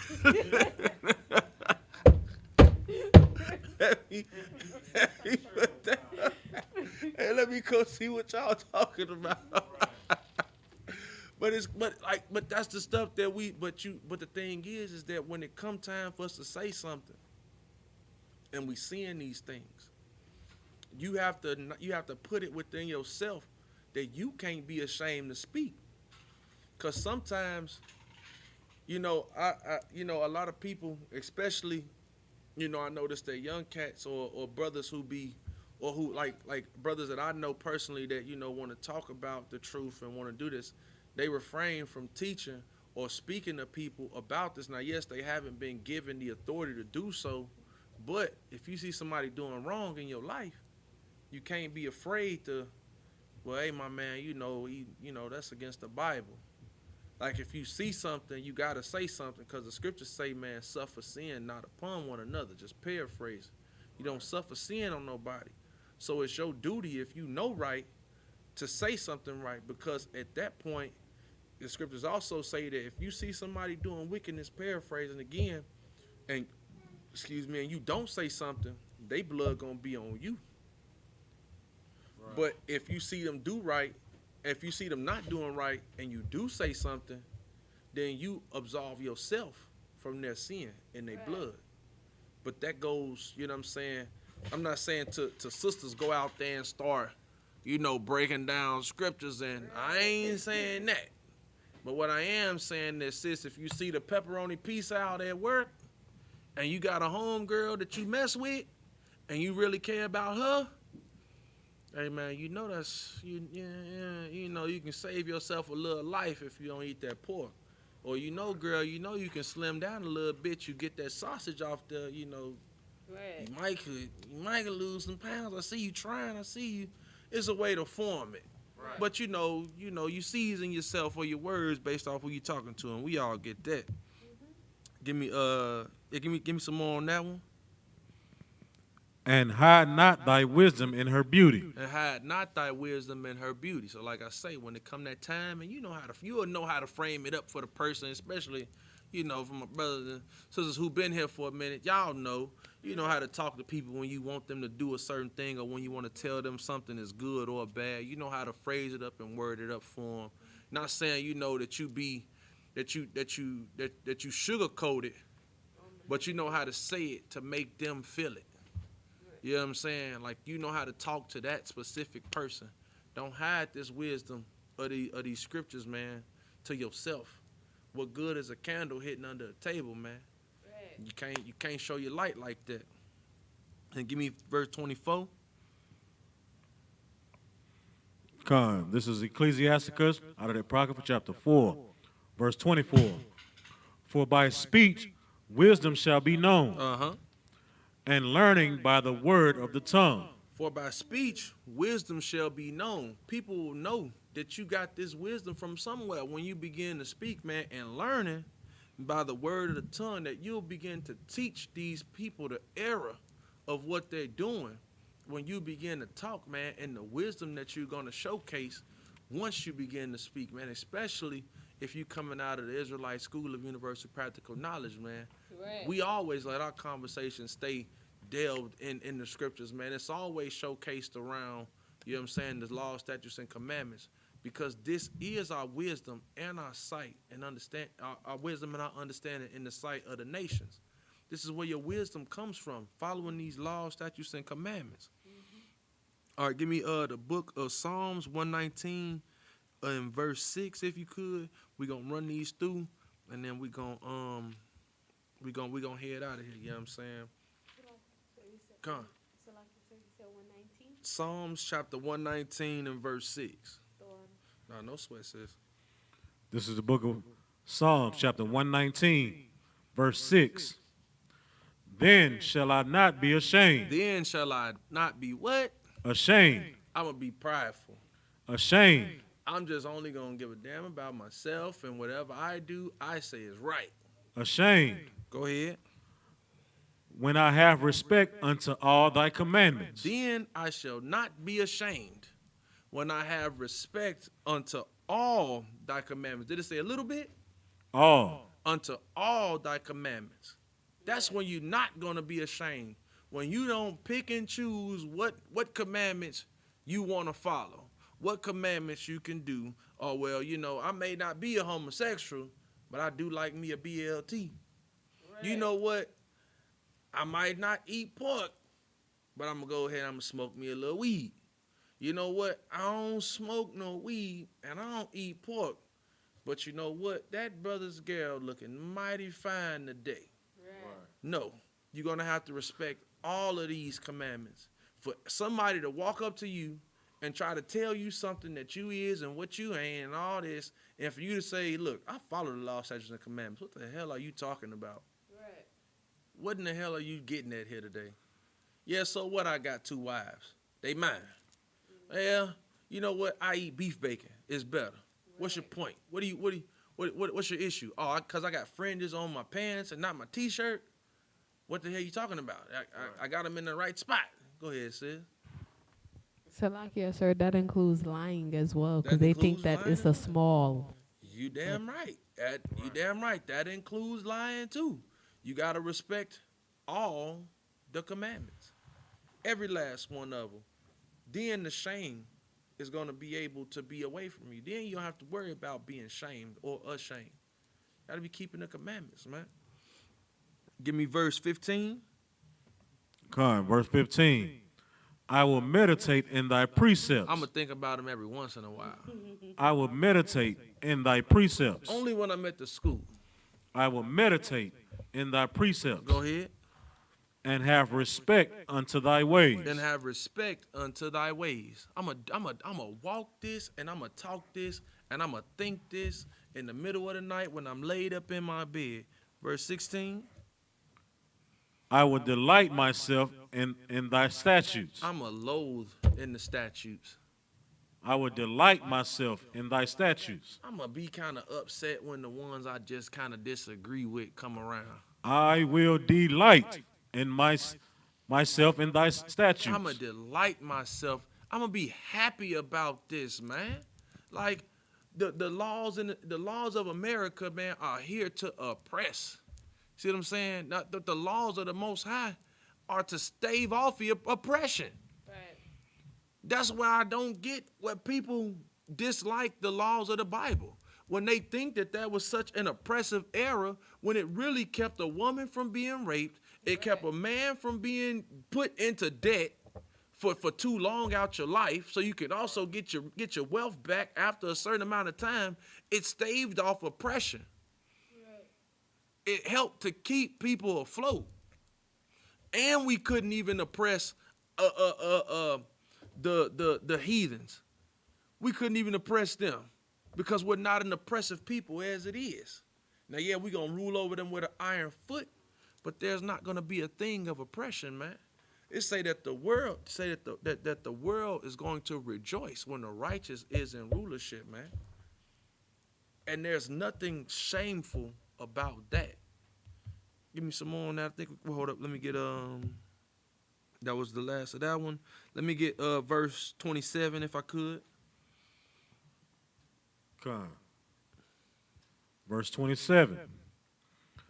Make me to understand the way of thy precepts. Make me to understand the way of thy precepts. This is why we have a school here. Right. That if you don't understand the law, or if you don't understand what's going on in the scriptures, the Lord put a place here on earth for you to learn the precepts and to understand what the hell the Bible is talking about. So if there comes a time where you are ashamed or you feel like shame is coming about you for wanting to follow these laws, statutes, and commandments, call and get counsel. Come to class and come get the damn understanding, man. Come and get it because it's free. Right. It don't cost you nothing. Only thing it'll cost you is a bus ride. A little bit of gas money. And when you get here, it's all love, dog. Give me we got some more on that verse. Come.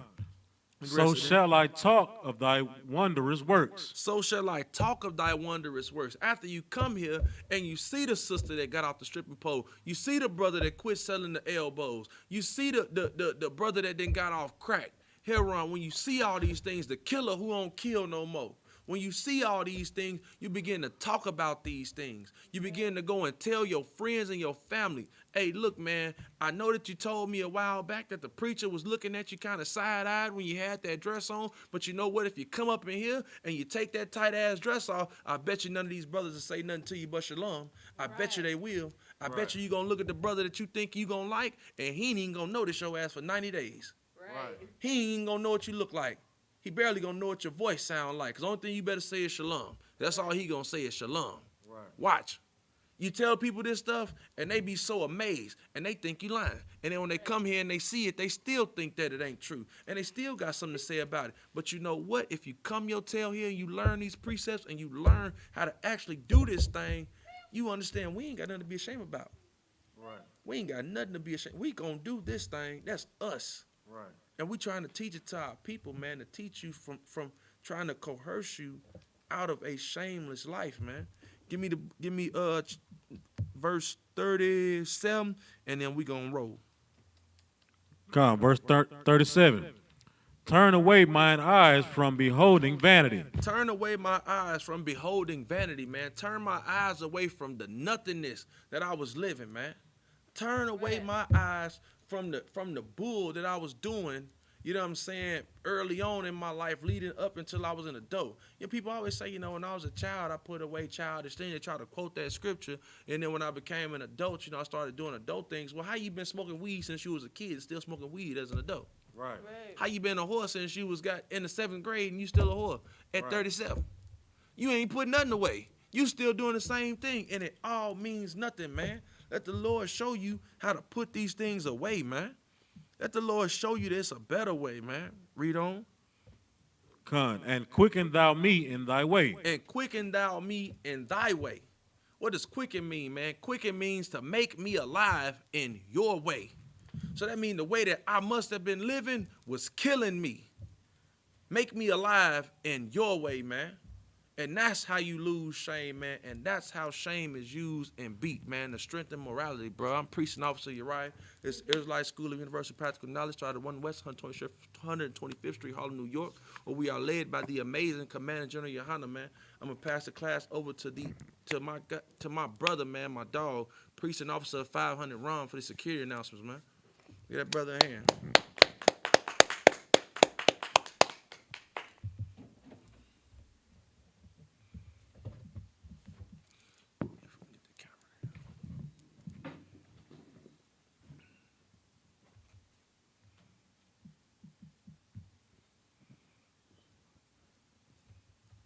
Which one you need? What you need?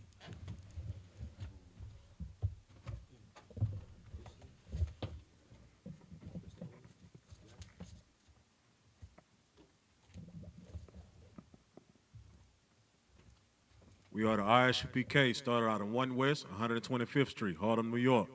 Rule for new brother and sister. When a new brother or sister comes into the school, they are off limits for 6 months. They're to be saluted only. They're here to shed themselves of the world. If they need transportation, the teacher will arrange it. After 6 months, if a brother or sister has an interest in a particular person, he or she must get permission from the head to speak to a brother or sister. There's another 6 months in which brother and sister will court each other. After this 6-month period, brother and sister will get permission from the head to marry. Tithes, which is a commandment, out of the book of Numbers, chapter 18, verse 21, and Malachi, chapter 3, verse 8 through 10, means 10th in the Hebrew, Mayasharah, 10% of every penny of any increase the Lord gives you. Give to the treasury department or teacher. Priest fund, free will offering for priests, not mandatory, whatsoever amount you would like.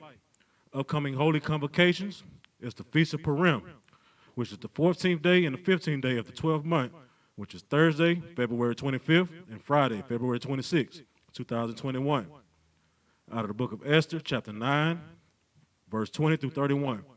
If anyone wants to become a trooper in the school, to start wearing all black, boots, shirts, pants, headband, or scarf. And these are security announcements. We got one more announcement.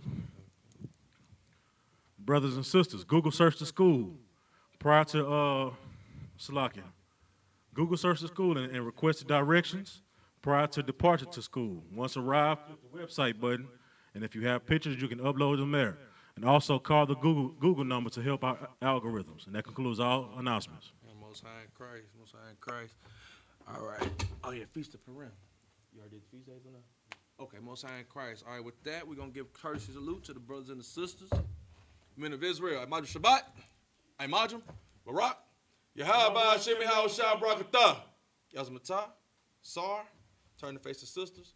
Men of Israel, Imajim Shabbat, Imajim, Barak, Yahweh Shema Allah Ba Shemi Hawashah, Yazmatah, dismiss. Please hold talking to class been adjourned.